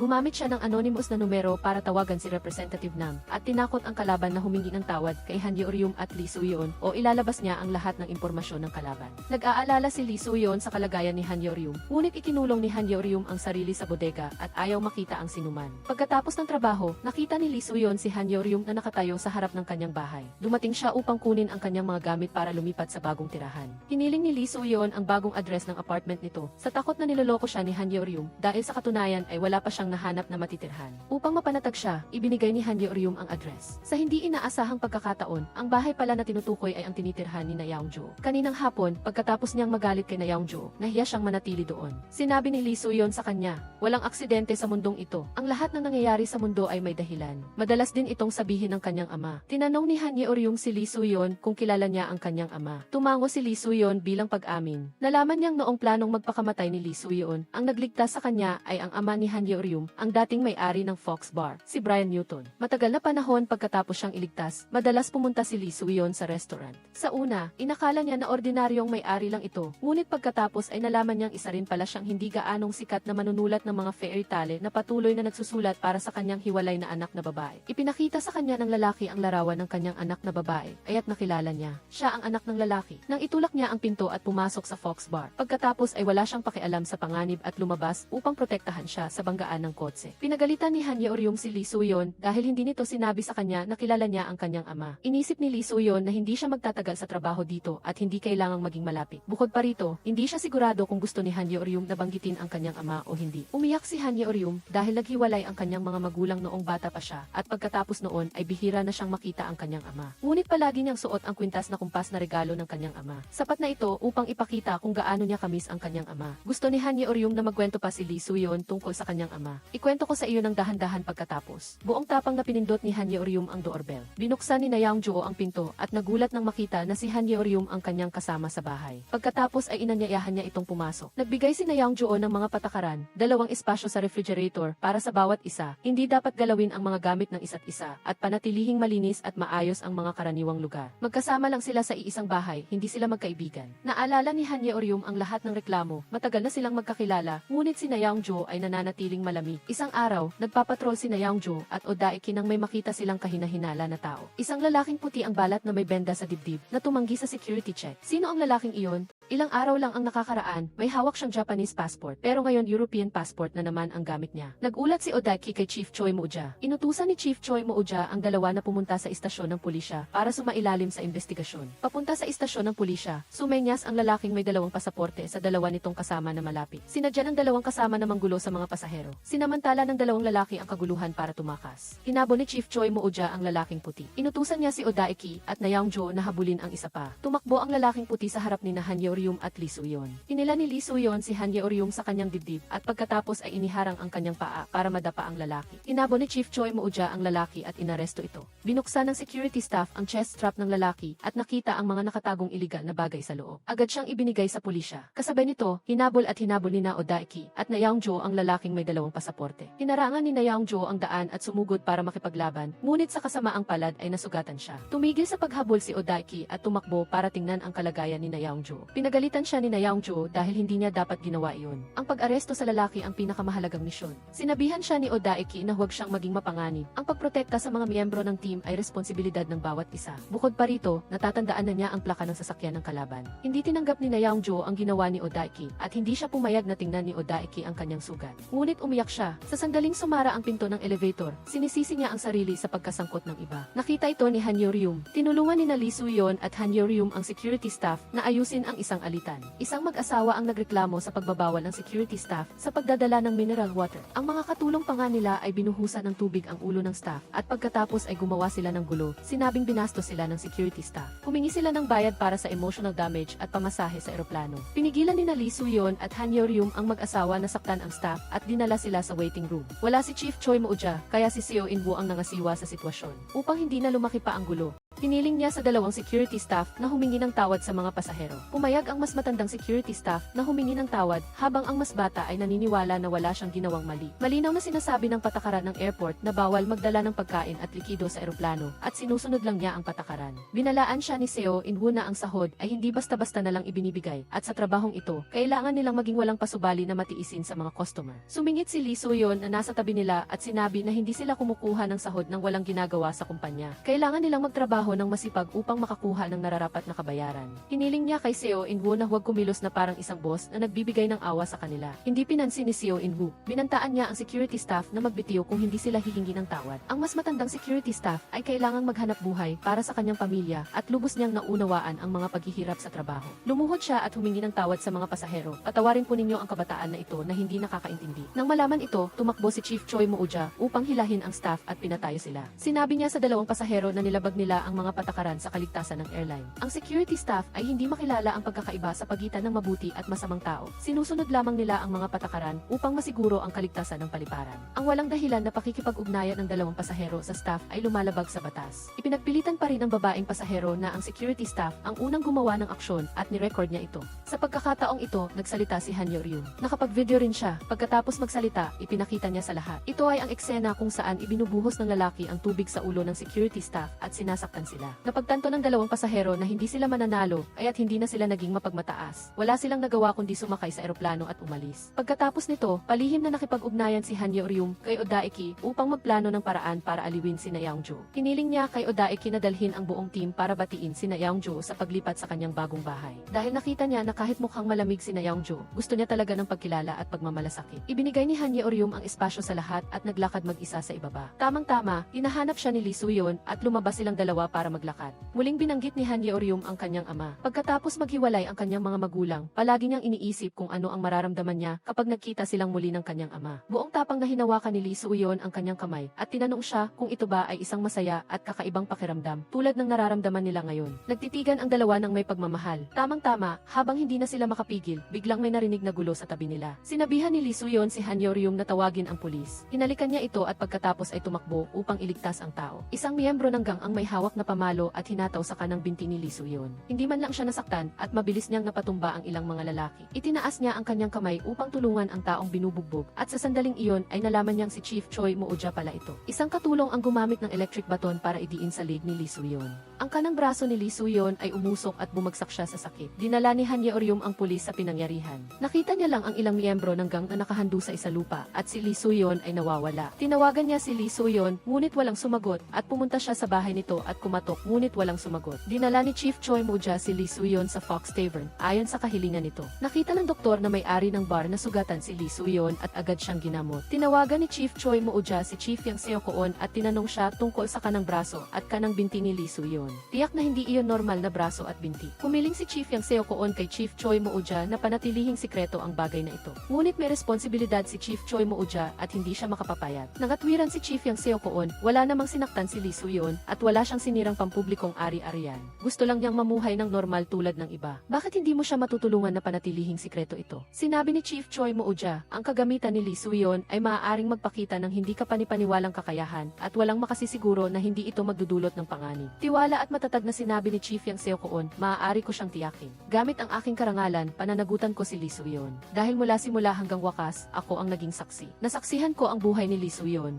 Gaano kahirap ang buhay mula nang isuot niya ang mga artipisyal na braso at binti. Nagtalo ang dalawa, bawat isa ay may sariling opinyon nang hindi nila namamalaya na naririnig pala sila ni Seo In-woo. Kinabukasan, sa trabaho, nakita ni Chief Choi Moo-ja si Seo In-woo. Tinanong ni Seo In-woo ang resulta ng investigasyon kay Lee Soo-yeon. Hiniling ni Chief Choi Moo-ja na panatilihing sikreto ito. Sinadya pa rin ni Seo In-woo na magtanong. Sumasakit ang ulo ni Chief Choi Moo-ja. Sa ngayon, ang tanging paraan para malutas ito ay sabihin na isa itong panloob na bagay. Narinig ni Han Yeol-ryum na nag-sick leave si Lee Soo-yeon at nag-alala para sa kanyang kalusugan. Tumakbo siya sa tea room para tumawag at mag-text kay Lee Soo-yeon, ngunit walang sumasagot. Pumunta rin si Seo In-woo sa tea room para alamin ang kalagayan ni Lee Soo-yeon. Sinabi niya ang totoong relasyon niya kay Lee Soo-yeon kay Han Yeoryum. Maraming taon na ang nakakaraan, nagpakasal ang kanyang ama at ang ina ni Lee Soo-yeon, kaya't naging magkapatid sila. Pagkatapos maghiwalay ang kanilang mga magulang, nawala na rin sila ng ugnayan. Nag-aalala siya kay Lee Soo-yeon at umaasang sasabihin sa kanya ni Han Yeoryum ang kalagayan nito. Hindi maintindihan ni Han Yeoryum ang intensyon ni Seo In-woo, ngunit hindi niya talaga alam kung nasaan si Lee Soo-yeon ngayon. Kaya't sinabi na lang niya ang totoo. Sa oras na ito, nagising si Lee Soo-yeon, inalis na ang mga kagamitan sa kanyang braso at binti. Pinayuhan siya ni Dr. Jang na huwag isuot ang mga kagamitan sa panahong ito. Kung hindi, magkakaroon ng muscle necrosis na napakaabala. Pagkatapos magsalita, iminungkahi niya na gumamit siya ng wheelchair. Nag-aalala na si Han Yeoryum, kaya tiningnan ni Lee Soo-yeon ang kanyang telepono. Nakita niya ang maraming missed calls at mga mensahe na nagtatanong sa kanyang kalagayan. Si Lee Soo-yeon ay sabik na makita si Han Yeoryum. Nang hindi nagbabantay si Dr. Jang, isinuot niya ang mga kagamitan at nagmaneho papunta sa airport. Sa oras na ito, inaaliw ni Han Yeoryum o Daiki at na Youngjo ang isang matandang lalaki. Nalaman nilang sinunod ng matanda ang kanyang anak na lalaki at ipinagbili ang lahat ng kanyang ari-arian at lupa at masaya siyang naghanda upang manirahan kasama ang kanyang anak sa Amerika. Ngunit nang dumating siya sa airport, nalaman niyang kinansela na ang kanyang tiket. Tinatawagan niya ang kanyang anak simula pa kaninang umaga, ngunit walang sumasagot. Nang suriin ang mga talaan ng imigrasyon, nalaman niyang sumakay na ang kanyang anak sa eroplano patungong Amerika na nangangahulugang iniwan na siya ng kanyang anak pagkatapos makuha ang pera. Inayos ni Han Yeoryum ang matanda sa waiting room at nakipag-ugnayan sa anak na babae ng matanda. Nang malaman nito ng anak na babae, nag-book siya ng pinakamaagang flight para makarating doon. Pinagalitan niya ang kanyang ama, hindi ka dapat nagtiwala sa sinungaling mong anak na lalaki. Ngunit ngayon, wala nang saysay ang anumang sasabihin. Maaari na lang niyang subukang aliwin ang kanyang ama na umiiyak. Nang makita ni Han Yeoryum ang eksena, umiyak siya at nagbulong. Ang buhay ay puno talaga ng iba't ibang mukha. Ang mga magulang ay nag-aalaga sa kanilang mga anak ng walang hangganan, habang ang mga anak ay nagbibilang ng araw para alagaan ang kanilang mga magulang. Habang siya ay nalulungkot, tinanong siya ni Chief Yang Seo-koon kung nakita niya si Lee Soo-yeon. Nalaman niyang nang hindi mahanap ni Dr. Jang si Lee Soo-yeon, nakipag-ugnayan siya kay Chief Yang Seo-koon. Hula ni Chief Yang Seo-koon na bumalik si Lee Soo-yeon para makita si Han Yeoryum, ngunit hindi pa niya nakikita si Lee Soo-yeon. Si Lee Soo-yeon ay dumating nga sa airport. Bago niya makita si Han Yeoryum, pumunta muna siya upang hanapin si Seo In-woo. Inalis niya ang kanyang jacket, tinaas ang kanyang manggas at ipinakita ang kanyang kanang braso. Sinabi niyang kung wala ang mga kagamitan, hindi niya magagamit ang kanyang kanang braso at kanang binti. Nagtanong si Chief Choi Moo-ja kung gaano kataas ang kapasidad ng auxiliary equipment. Hindi rin sigurado si Lee Soo-yeon sa pinakamataas na limitasyon hanggang ngayon, ang pinakamabigat na bagay na nakaya niyang buhatin ay isang kotse. Nagtanong pa si Chief Choi Moo-ja, nagkaroon na ba ng insidente o nawalan ka ba ng kontrol? Pagkatapos niyang alalahanin ang kwintas ni Han Yeoryum na nahigop at ang biglang pagkawala ng kontrol nang bigyan niya ng tubig ang ina ni Han Yeoryum, ngunit inakala niyang maliit na bagay lang ang mga iyon. Nagsinungaling siya na hindi pa siya nawalan ng kontrol. Sinuot niya ang lahat ng totoo kay Chief Choi Moo-ja at humiling lang siya kay Chief Choi Moo-ja na tulungan siyang panatilihing sikreto ito upang manatili pa siya rito ng isa pang buwan. Pagkatapos ng isang buwan, kusang loob siyang magbibitiw. Pagkatapos niyang makita si Lee Soo-yeon, nakita naman ni Chief Choi Moo-ja si Chief Yang Seo-koon. Gusto niyang malaman kung ano ang relasyon ni na Chief Yang Seo-koon at Lee Soo-yeon. Bakit niya pinoprotektahan si Lee Soo-yeon? Sinabi ni Chief Yang Seo-koon na kapag nakikita niya si Lee Soo-yeon, naaalala niya ang kanyang kapatid na babae na may parehong kalagayan. Ang kanyang anak na babae ay hindi makapamuhay ng normal tulad ng iba. Umaasa siyang magkaroon si Lee Soo-yeon ng ganoong pagkakataon. Maraming naisip si Chief Choi Moo-ja, hindi niya alam kung dapat ba siyang tulungan si Lee Soo-yeon. Sa huli, gumawa siya ng desisyon. Nagulat siya sa airport director na natapos na ang investigasyon. Walang malaking problema ang taong may kapansanan tulad ni Lee Soo-yeon. Patuloy pa ring nagsasalita si Seo In-woo, humihiling na makita ang resulta ng pagsusuri. Pinagalitan siya ni Chief Choi Moo-ja sa paglampas sa kanyang hangganan. Nagtanong siya, kung gusto kong tingnan ang mga dokumento ng planning department, papayag ka ba? Pagkatapos marinig ito, wala nang nagawa si Seo In-woo kundi makipagkompromiso. Hinalughog ni Han Yeoryum ang buong lugar at sa wakas ay nakita si Lee Soo-yeon. Tiningnan siya ni Lee Soo-yeon ng may pagmamahal at pag-aalaga. Narinig ni Han Yeoryum ang tunog ng pagiging excited. Sigurado siyang ang nararamdaman niya para kay Lee Soo-yeon ay galing sa kanyang puso. Kinumpirma ng dalawa ang kanilang damdamin at nagtitigan ng malalim sa mata ng isa't isa. Naghalikan sila ng may pagmamahal. Pagkatapos makumpirma ang kanilang relasyon, gusto ni Lee Soo-yeon na gamitin ang sasakyan ni Dr. Jang upang sunduin si Han Yeoryum pagkatapos ng trabaho at dalhin siya sa isang date. Ngunit sa hindi inaasahang pagkakataon, habang inilalabas niya ang sasakyan, nagkaproblema ang auxiliary equipment. Nahigop ng pinto ng kotse ang buong braso niya at hindi niya ito maalis kahit anong pilit. Pagkatapos ay ginamit niya ang lahat ng kanyang lakas upang magpumiglas at nabasag pa niya ang salamin ng kotse. Ngunit hindi pa rin gumagalaw ang kanyang braso. Si Odaki ay naghahanap kay Han Yeoryum. Nang makarating siya sa ilalim ng bahay, narinig niya ang isang tunog at na-curious siya. Pagkatapos ay lumapit siya upang tingnan. Sa oras na ito, naalis na ni Lee Soo-yeon ang kanyang braso at nakaupo na siya sa lupa. Nakita ni Odaiki na umaagos ang dugo mula sa braso ni Lee Soo-yeon at dinala niya ito sa bahay. Nakita niya rin ang wheelchair sa loob ng bahay ni Lee Soo-yeon at ang nasirang kotse sa ibaba. May naramdaman siyang may itinatagong sikreto si Lee Soo-yeon. Sinuri at ginamot ni Dr. Jang si Lee Soo-yeon. Ngayon ay hindi siya sigurado kung ito ba ay malfunction lang ng device o may problema sa chip sa loob ng katawan niya. Hiniling niya kay Lee Soo-yeon na pansamantalang huwag gamitin ang assistive device. Humiling si Lee Soo-yeon na suotin pa ito ng isang buwan dahil ito ang huli niyang buwan sa paliparan. Gusto niya ng magagandang alaala para kay Han Yeoryum gamit ang isang malusog na katawan. Kahit ano pa man ang maging kapalit, pumayag siya. Hindi pumayag si Dr. Jang ngunit hindi rin niya ito mapigilan. Kinabukasan, nagpilit pa rin si Lee Soo-yeon na pumasok sa trabaho sa kabila ng pagpipigil ni Dr. Jang sa kanya. Binigyan siya ni Dr. Jang ng isang electrostatic device. Hinawakan niya ang kamay nito at sinabihan siyang gamitin ito sa emergency. At diin na huwag itong gamitin maliban sa matinding emergency dahil sisirain nito ang mga kalamnan sa parteng ito. Nakatagpo ni Han Yeoryum ang isang babaeng kaklase sa trabaho. Masiglang binati siya ng kaklase, ngunit natakot siya at gustong tumakbo palayo. Lumabas na noong nasa paaralan pa sila, ang kaklaseng ito ang nanguna sa pang-aapi at pag-iisa sa kanya. Ang masakit na alaala na iyon ay bumabagabag pa rin sa kanya hanggang ngayon. Upang makatakas sa kaklase, nagdahilan si Han Yeoryum ng trabaho at umalis. Ibinigay ng kaklase ang kanyang numero ng telepono at inanyayahan siyang mag-launch. Nakita ni Han Yeoryum na dinidikit ng kaklase ang pangalan ng pasahero sa rehas. Lumapit siya upang paalalahanan na hindi pinahihintulutan ng paliparan na gawin iyon at tinanggihan ang pananghalian. Inaasahan niyang hindi na siya muling kokontakin ng kabilang partido. Pagkatapos sabihin iyon, tumalikod siya at umalis. Natuwa siya dahil natutunan niya na sa wakas ang tumanggi. Sa sandaling iyon, lumapit si Lee Soo-yeon sa kanya at inimbitahan siyang mag-lunch. Pagkatapos ng ilang hakbang, sabay na tumunog ang kanilang mga telepono. Nakatanggap si Lee Soo-yeon ng tawag mula kay Seo In-woo. Inimbitahan siya nitong makipagkita upang pag-usapan ang sitwasyon kahapon. Samantala, ang tumawag kay Han Yeoryum ay ang babaeng kaklase na nagbanta sa kanya na kung hindi siya papayag na magkita, ibubunyag niya ang kanyang mga sikreto noong high school.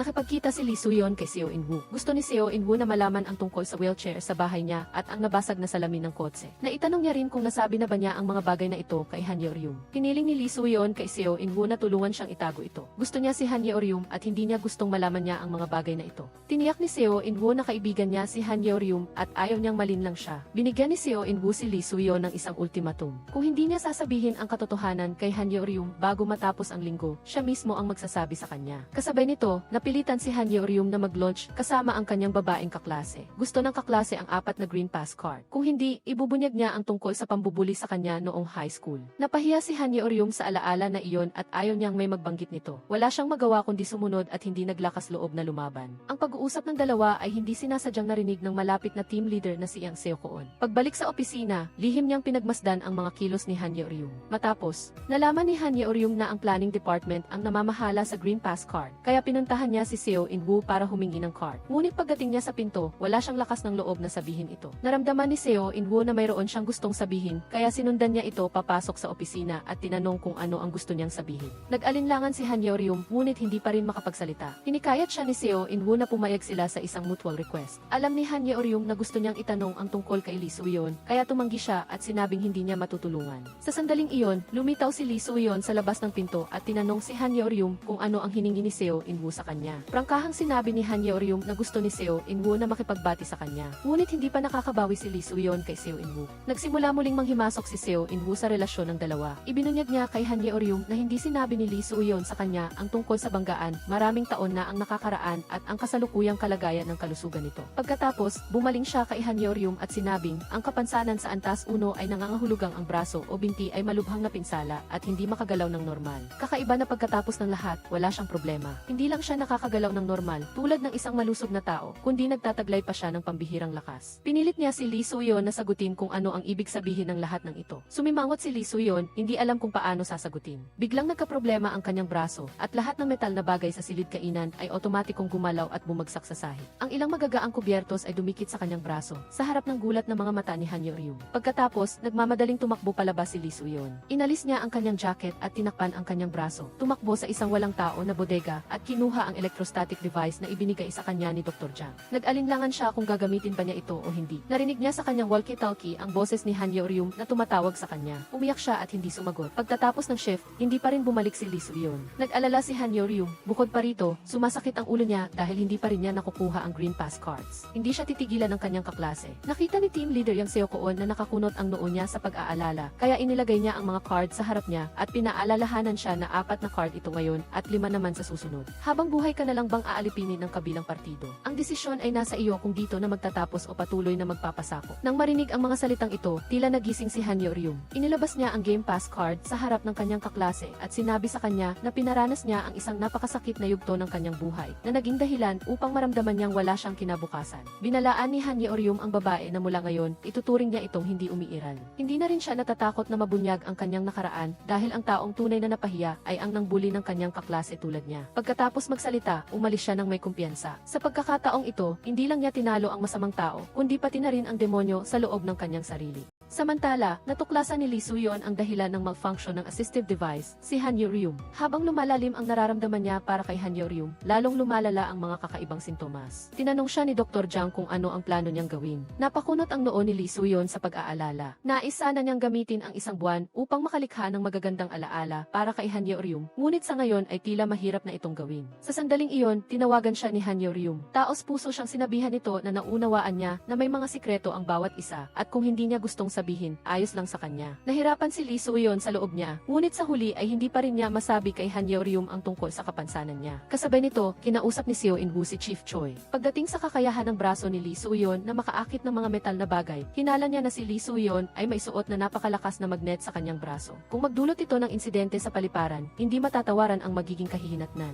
Nag-isip si Chief Choi, nais niyang protektahan si Lee Soo-yeon, ngunit sa kabilang banda, responsibilidad niyang tiyakin ang kaligtasan ng paliparan. Kinabukasan, magkasama sina Lee Soo-yeon at Hanyo Ryum na nagpapatrolya. Iminungkahi ni Lee Soo-yeon na maghiwalay sila. Pagkatapos ng ilang hakbang, biglang lumingon si Hanyo Ryum. Nais niyang bawiin ang nakaraang pag-uusap nila at nag-imbita siya kay Lee Soo-yeon na mag-launch sa gabing iyon. Gustong-gusto ni Lee Soo-yeon na pumayag, ngunit sa ngayon, wala pa siyang lakas ng loob na sabihin ang kanyang sikreto. Hindi pa rin niya mahanap ang solusyon sa problema ng kanyang assistive device. Maaari niya lamang pilitin ang sarili na lumayo kay Hanyo Ryum. Ngunit nang sumakay ang dalawa sa elevator, siksikan ang mga tao at nagkadikit ang kanilang mga kamay. Kinabahan si Lee Soo-yeon at hindi gumalaw. Ngunit si Hanyo Ryum ay kusang hinawakan ang kanyang kamay. Matapos hindi mapigilan ang magulong damdamin, hinila niya si Hanyo Ryum sa rooftop. Tinanong niya si Hanyo Ryum, nakita mo sa sarili mong mata na kaya ng braso ko na makaakit ng bakal. Hindi ba't natatakot ka sa ganyang klaseng hindi normal na tao? Sinabi ni Hanyo Ryum na ang bawat isa ay isang natatanging individual, kaya hindi niya kailangang mag-alala tungkol sa kanyang pagkakaiba. Buong pagmamahal na hinaplos ni Lee Soo-yeon ang buhok ni Hanyo Ryum. Naghanda na halikan siya, ngunit sa huli ay pinigilan niya ang sarili. Hindi niya alam kung ano ang mangyayari sa kanya kinabukasan.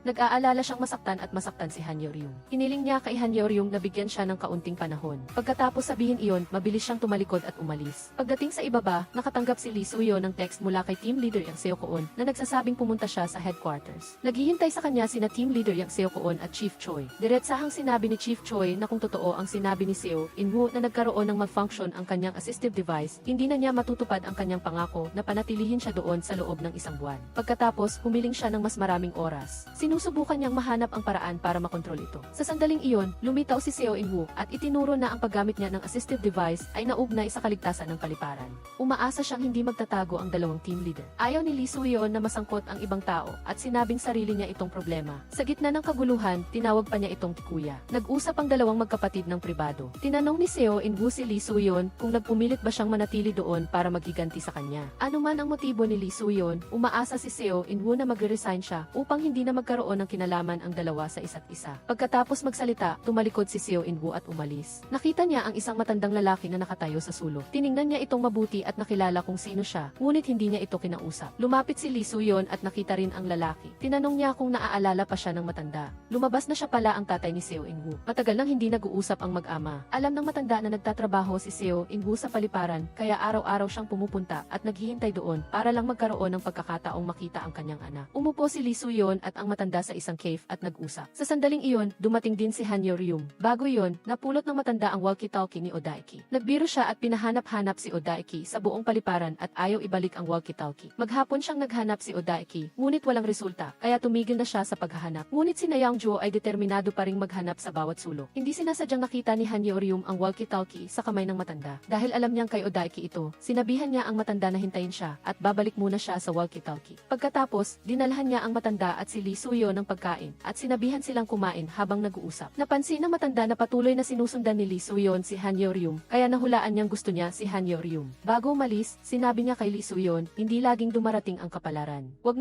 kang mag-iwan ng pagsisisi. Bahagyang natinag si Lee Suyon at bumalik sa opisina. Lahat ay umalis na, ngunit naghihintay pa rin si Han Yeoryum sa kanya at inanyayahan siyang maghapunan. Pagkatapos mag-alinlangan, nagsinungaling siya na mayroon siyang gagawin sa gabi. Pagkasabi nito, dumating si Seo In-woo para hanapin si Han Yeoryum at walang alinlangang hinila siya upang maghapunan. Naglakad ang dalawa palabas sa pasilyo. Nagbilang si Seo In-woo ng 3, 2, 1 at tiyak siyang susunod si Lee Suyon. Sa kasamaang palad, mali ang hula niya. Hindi sumunod si Lee Suyon. Malungkot na pumasok sa elevator si Han Yeoryum. Si Lee Suyon sa opisina, matapos mag-isip-isip ay kinuha ang kanyang bag at sinundan siya. Ngunit huli na siya at nagsara na ang pinto ng elevator. Umalis na sina Han Yeoryum at Seo In-woo. Ang puso ni Han Yeoryum ay nakadirekta lang kay Lee Suyon. Sinabi ni Seo In-woo, kung gusto mo, sabihin mo. Matapos marinig ito, naisip ni Han Yeoryum na hindi pa niya nasasabi kay Lee Suyon na gusto niya ito. Gusto niyang ipahayag kaagad ang kanyang nararamdaman. Nagtaksi si Han Yeoryum at nagmamadaling pumunta kay Lee Suyon. Gusto rin kita. Sinasabi kong gusto rin kita. Sa wakas ay nasabi ni Han Yeoryum ang laman ng kanyang puso. Matapos maghiwalay ang kanyang mga magulang, patuloy niyang hinintay ang kanyang ama. Base sa kanyang nakaraang karanasan, mahusay siya sa paghihintay. Sa pagkakataong ito, maghihintay rin siya rito para kay Lee Suyon. Niyakap ni Lee Suyon si Han Yeoryum at dumaloy ang luha sa kanyang mukha. Sa sandaling iyon, wala siyang pakialam sa anumang bagay. Gusto lang niyang yakapin ng mahigpit si Han Yeoryum. Matapos mawala ang bigat sa kanyang puso, sumakay siya sa wheelchair palabas. Gusto niyang ipakita kay Han Yeoryum ang kanyang tunay na sarili. Masayang umalis sa trabaho si Han Yeoryum para makita si Lee Suyon. Nang dumaan siya sa service counter, nakita niya ang isang lalaking may masamang balak sa isang babaeng empleyado dahil sa isang issue sa relasyon. Tumakbo si Han Yeoryum para iligtas ang babaeng empleyado, ngunit hindi sinasadyang naidikit siya ng lalaki. Mabilis na tumakbo si Odaiki upang pigilan ang lalaki. Nakita ni Yang Joo na nasaktan si Han Yeoryum at tinawagan niya si Lee Suyon. Nabigla si Lee Suyon nang matanggap ang tawag. Sa sandaling iyon, nabangga ang kanyang telepono ng isang dumadaan at nahulog ito sa hagdanan. Nahirapan siyang abutin ang telepono, ngunit hindi sinasadyang gumulong pa ito sa ibaba. Matapos pilitin ang sarili na gumapang para kunin ang telepono, nawalan siya ng pakiramdam sa kanyang kaliwang kamay at kaliwang binti na nagpapahirap sa paggalaw. Ang pakiramdam ng pagiging malapit ngunit walang magawa ay agad na pumawi sa kanyang pag-asa para sa isang magandang kinabukasan na kasama si Han Yeoryum. Sa kabilang banda, ginamit ni Odaiki ang walkie-talkie para tumawag ng suporta mula sa security team. Ngunit, ang lalaking may masamang balak ay sinamantala ang pagkakataon at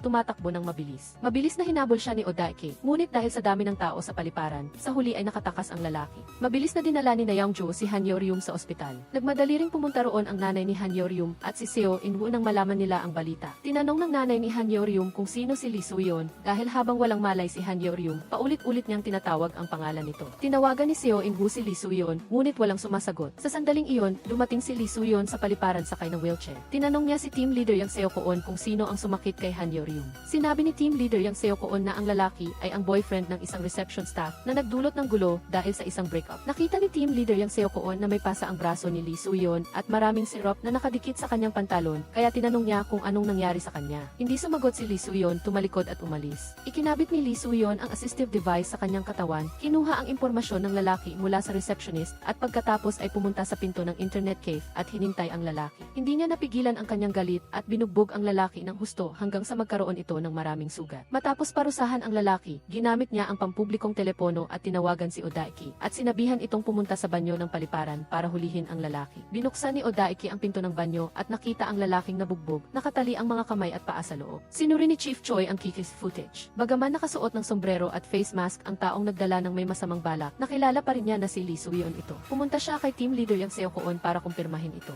Nanatiling kalmado si team leader Yang Seo Koon. Binalaan niya si Chief Choi na huwag manghula kung wala siyang ebidensya. Sa totoo lang, sigurado si team leader Yang Seo Koon na si Lee Suyon iyon. Kinausap niya si Dr. Jang tungkol sa bagay na ito at hiniling na kumbinsihin niya si Lee Suyon na huwag gumawa ng mga padalos-dalos na desisyon. Nang bumalik si Lee Suyon, mahigpit siyang pinagalitan ni Dr. Jang. Sinabi niya na bago niya ikabit ang assistive device sa kanya, sinabi niya sa kanya na ang mga assistive tool ay naroon upang tulungan siyang magkaroon ng normal na buhay at hindi niya ito dapat gamitin upang saktan ang iba. Sumagot si Lee Suyon, hindi ko kayang manahimik habang sinasaktan ang babaeng mahal ko, lalo na't ang taong iyon ay isang masamang tao. Walang magawa si Dr. Jang at sinabihan siyang lutasin ang problema ng mag-isa. Si In-woo ay bumisita kay Yeoryum. Sinubukan ni Yeoryong na maging matapang at aliwin siyang okay lang siya. Ang puso ni Inwoo ay tila dumudugo. Sa tuwing tatanungin siya, sinasabi ni Yeoryong na ayos lang siya, ngunit alam ni Inwoo na ayaw lang niyang mag-alala siya. Paglabas, tinulungan ng nanay ni Yeoryong si Inwoo na gamutin ang sugat sa kanyang kamay. Kinilala siya ng nanay niya bilang ang taong nagligtas sa kanya sa eroplano at lubos siyang nagpapasalamat sa ginawa nito. Pagkatapos, ikinuwento ng nanay ni Yeoryong ang tungkol sa pagliligtas sa kanya ng tatay niya. Sa panahong iyon, dahil sa paghihikayat ng tatay niya, nagawa niyang malampasan ang pagsubok. Hindi maiwasang maging emosyonal ang nanay ni Yeoryong na nagsasabing ang tadhana ay tunay na kahanga-hanga dahil pinagsasama nito ang iba't ibang tao upang lumikha ng bagong tadhana.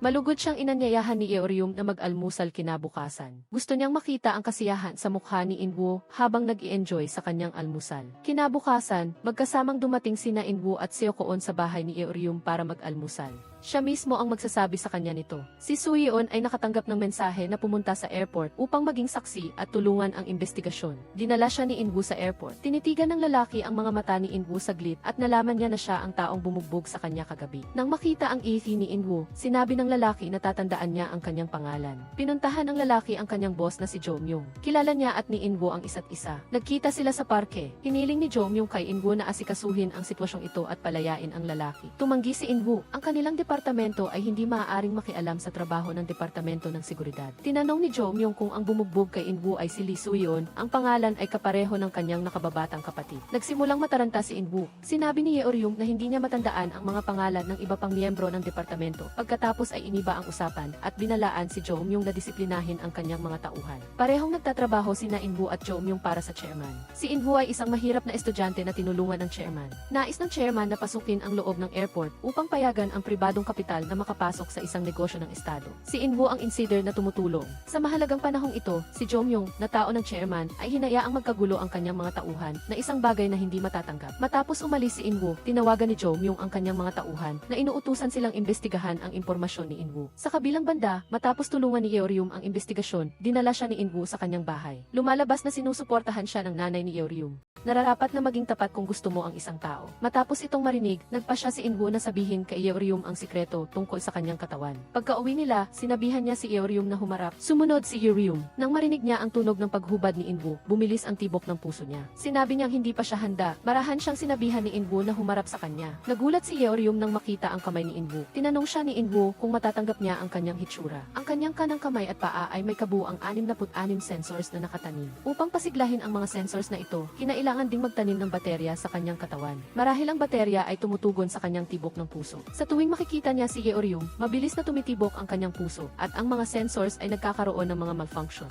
Naiintindihan ni Yeoryong na kinailangan ni Inwoo ng labis na lakas upang sabihin ang mga salitang ito. Hindi siya alam kung paano siya tutugon, kaya sa kanyang pagkalito, tumakbo na lang siya palayo. Alam ni Inwoo na kailangan ni Yeoryong ng oras upang tanggapin ito. Nang makaalis si Yeoryong, napansin niyang dumudugo ang kanyang ilong. Hindi pa nalutas ang problema sa sensor, ngunit may bagong problema na lumitaw. Nag-aalala siya tungkol sa kanyang pisikal na kondisyon. Habang naguguluhan, hindi sinasadyang nakita ni Yeoryong si Seokoon. Tinanong niya si Seokoon kung dapat ba siyang magpanggap na walang alam sa sikreto ng isang tao o kung dapat ba siyang pag-usapan ang sikreto na iyon. Alam ni Seokoon na ibinunyag ni Inwoo ang kanyang sikreto kay Yeoryong. Sinabi niya kay Yeoryong na nasa kamay niya ang desisyon. Kahit ano ang gusto niyang gawin ay ayos lang. Sa sandaling ito, nakatanggap si Yeoryong ng tawag mula kay Inwoo. Nagpaalam siya kay Seokoon at masayang tumakbo upang makita si Inwoo. Tinawagan siya ni Inwoo upang tulungan siyang lutasin ang problema ng anak na babae ni Team Leader Gong na tumakas sa klase upang makipag-away sa airport. Nagkaroon siya ng sagupaan sa kanyang team leader. Pumunta siya sa banyo para kausapin ang batang babae at sinabihan niya si Inwoo na maghintay sa labas. Hindi sinasadyang nakita ni Inwoo sina Inwoo at Jo Myung na magkasama. Nakilala niya si Jo Myung bilang ang taong humantong sa kanyang mga tauhan upang dakpin si Inwoo at utusan ang kotse na umurong at bumangga sa kanya. Binalaan ni Inwoo si Jo Myung na huwag madalas pumunta sa airport. Nagtatrabaho siya sa airport para isulong ang plano ng chairman at ayaw niyang masira ito dahil sa sinuman.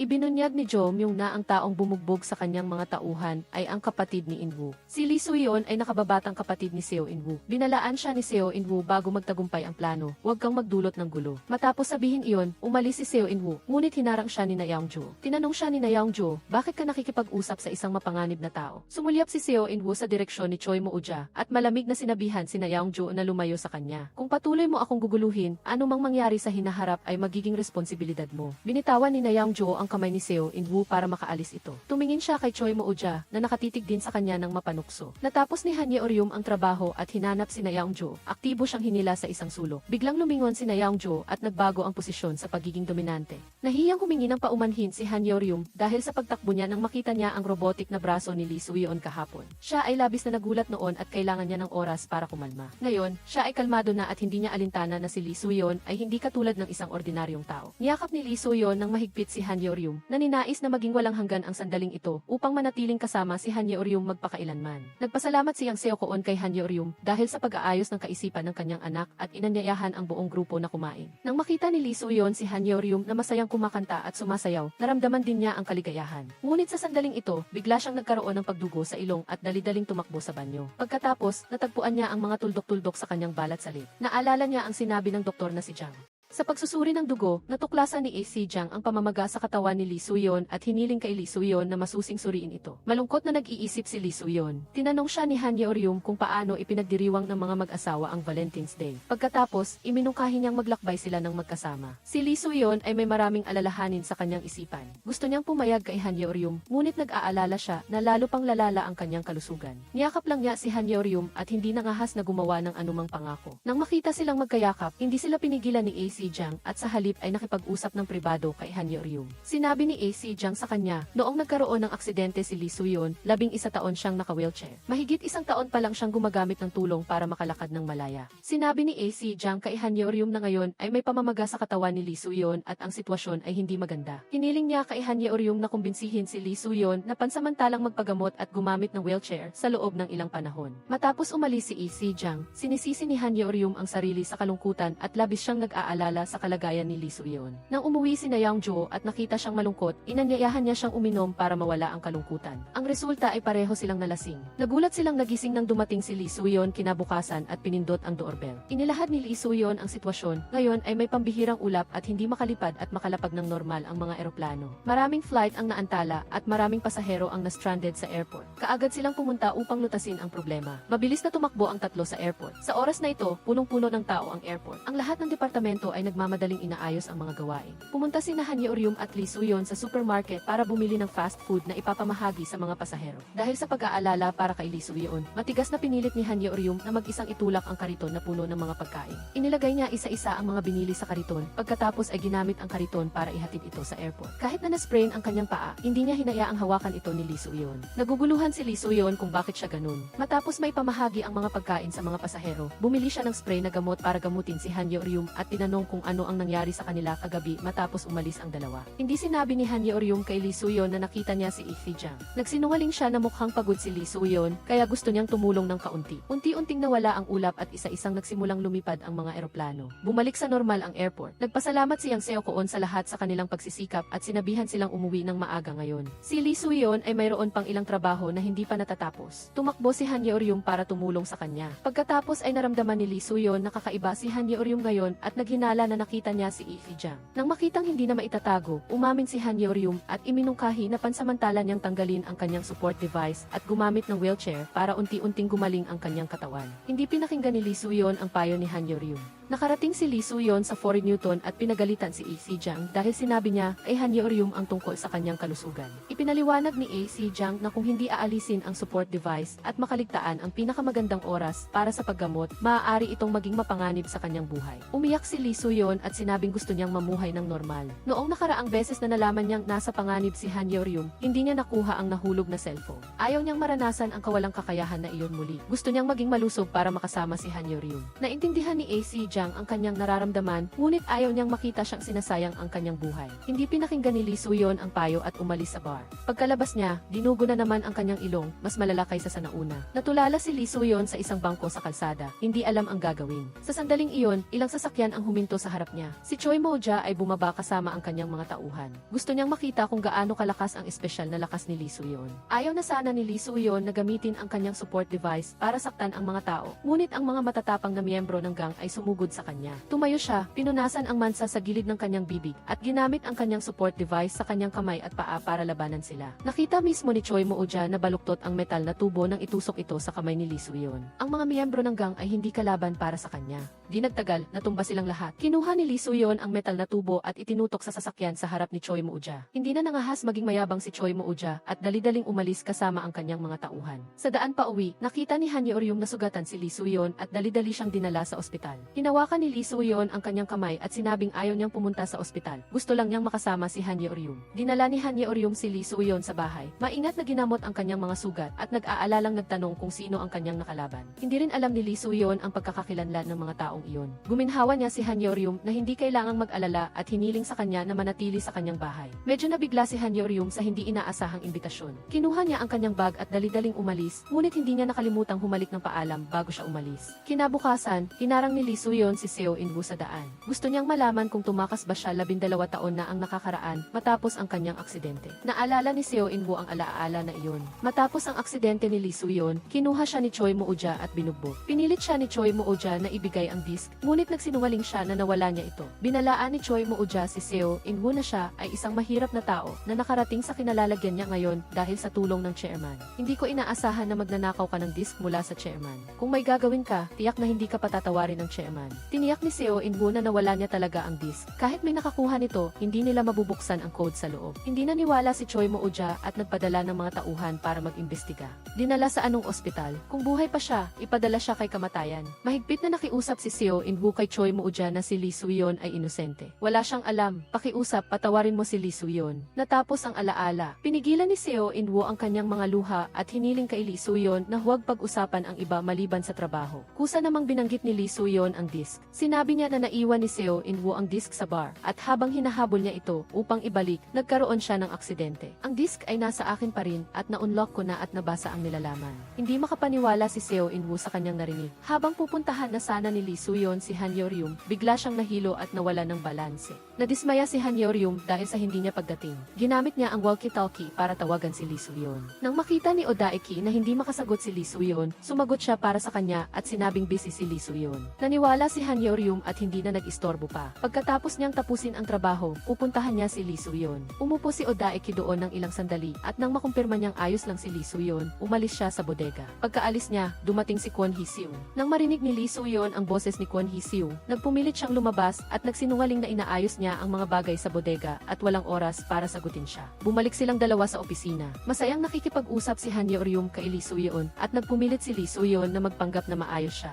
Ngunit maya-maya lang, muling dumugo ang kanyang ilong. Ayaw ni Lee Soo-yeon na makita ni Han Ye-oryum ang kanyang kalagayan, kaya mabilis siyang tumakbo papasok sa banyo para maghilamos. Nag-aalala si Han Ye-oryum, kaya tinawagan niya si A.C. Jang. Nang marinig ito ni A.C. Jang, mabilis siyang tumakbo papunta doon. Katatapos lang maghilamos ni Lee Soo-yeon at handa nang lumabas nang biglang sumugod ang isang grupo ng mga taong nakaitim at kinulong siya. Ang pinuna nila ay ang boyfriend ng reception staff na nagdulot ng gulo ilang araw na ang nakalipas. Nag-aalala si Han Ye-oryum dahil matagal ang hindi lumalabas si Lee Soo-yeon, kaya sumilik siya sa pinto at nakita si Lee Soo-yeon na napalibutan ng isang grupo ng mga tao. Mabilis siyang tumakbo upang humingi ng tulong kay Odaeki. Ngunit nang tumakbo si Odaeki papasok sa banyo, parehong nawala si Lee Soo-yeon at ang grupo ng mga tao. Ipinagbigay alam ni Odaeki kay Choi Moo-ja ang pagkawala ni Lee Soo-yeon. Sinuri ni Choi Moo-ja ang mga kamera at natuklasan na dinala ng mga taong iyon si Lee Soo-yeon sa parking lot sa unang palapag. Agad niyang inutusan ang mga miyembro ng security team na pumunta doon. Matapos itong gawin, hinanap ni Choi Moo-ja si Seo In-woo. Naghinala siyang ang pagdukot kay Lee Soo-yeon ng grupo ni Choi Moo-ja ay may kaugnayan kay Seo In-woo. Sa puntong ito, nalaman ni Seo In-woo na nasa panganib si Lee Soo-yeon. Pinilit si Lee Soo-yeon na lumabas sa parking lot. Hinarang ni Odaeki at ng mga miyembro ng security team ang daan. Hiniling nila sa mga taong ito na palayain si Lee Soo-yeon. Binalaan ni Seo In-woo si Choi Moo-ja na ang karahasan sa airport ay isang malaking problema. Inutusan ni Choi Moo-ja ang security team na umatras para hayaan nilang dalhin ng mga taong iyon si Lee Soo-yeon. Hindi ako tataka sa pagkakataong ito at siguradong ibabalik ko si Lee Soo-yeon. Matapos mag-isip sandali, inutusan ni Choi Moo-ja si Odaeki na umatras. Kasabay nito, dumating din si A.C. Jang sa airport at nalamang dinala na si Lee Soo-yeon. Labis siyang nag-alala. Binigyan niya si Han Ye-oryum ng isang handheld electric shocker at sinabi na maaari itong makatulong na pigilan si Lee Soo-yeon. Matapos dalhin si Lee Soo-yeon, palihim na nagpadala ng mga tao si Choi Moo-ja upang sandali tinawagan sila. Kung may mangyaring masama, agad na tumawag sa pulis. Siguraduhin na walang masasaktan. Tinawagan ni Seo In-woo si Choi Moo-ja at tinanong kung nasa kamay niya si Lee Soo-yeon. Narinig ni Odaiki ang tawag ni Seo In-woo. Patagong sumunod si Odaiki kay Seo In-woo papunta sa isang bodega. Dinala si Seo In-woo para makita si Lee Soo-yeon. Sinabi niya kay Choi Moo-ja na dapat itong maghinay-hinay at ibalik si Lee Soo-yeon kaagad. Walang balak si Choi Moo-ja na palayain si Lee Soo-yeon. Gusto niyang alamin ang sikreto ni Lee Soo-yeon at pagkatapos ay patayin siya ng walang nakakaalam. Binalaan siya ni Seo In-woo, ang disk 12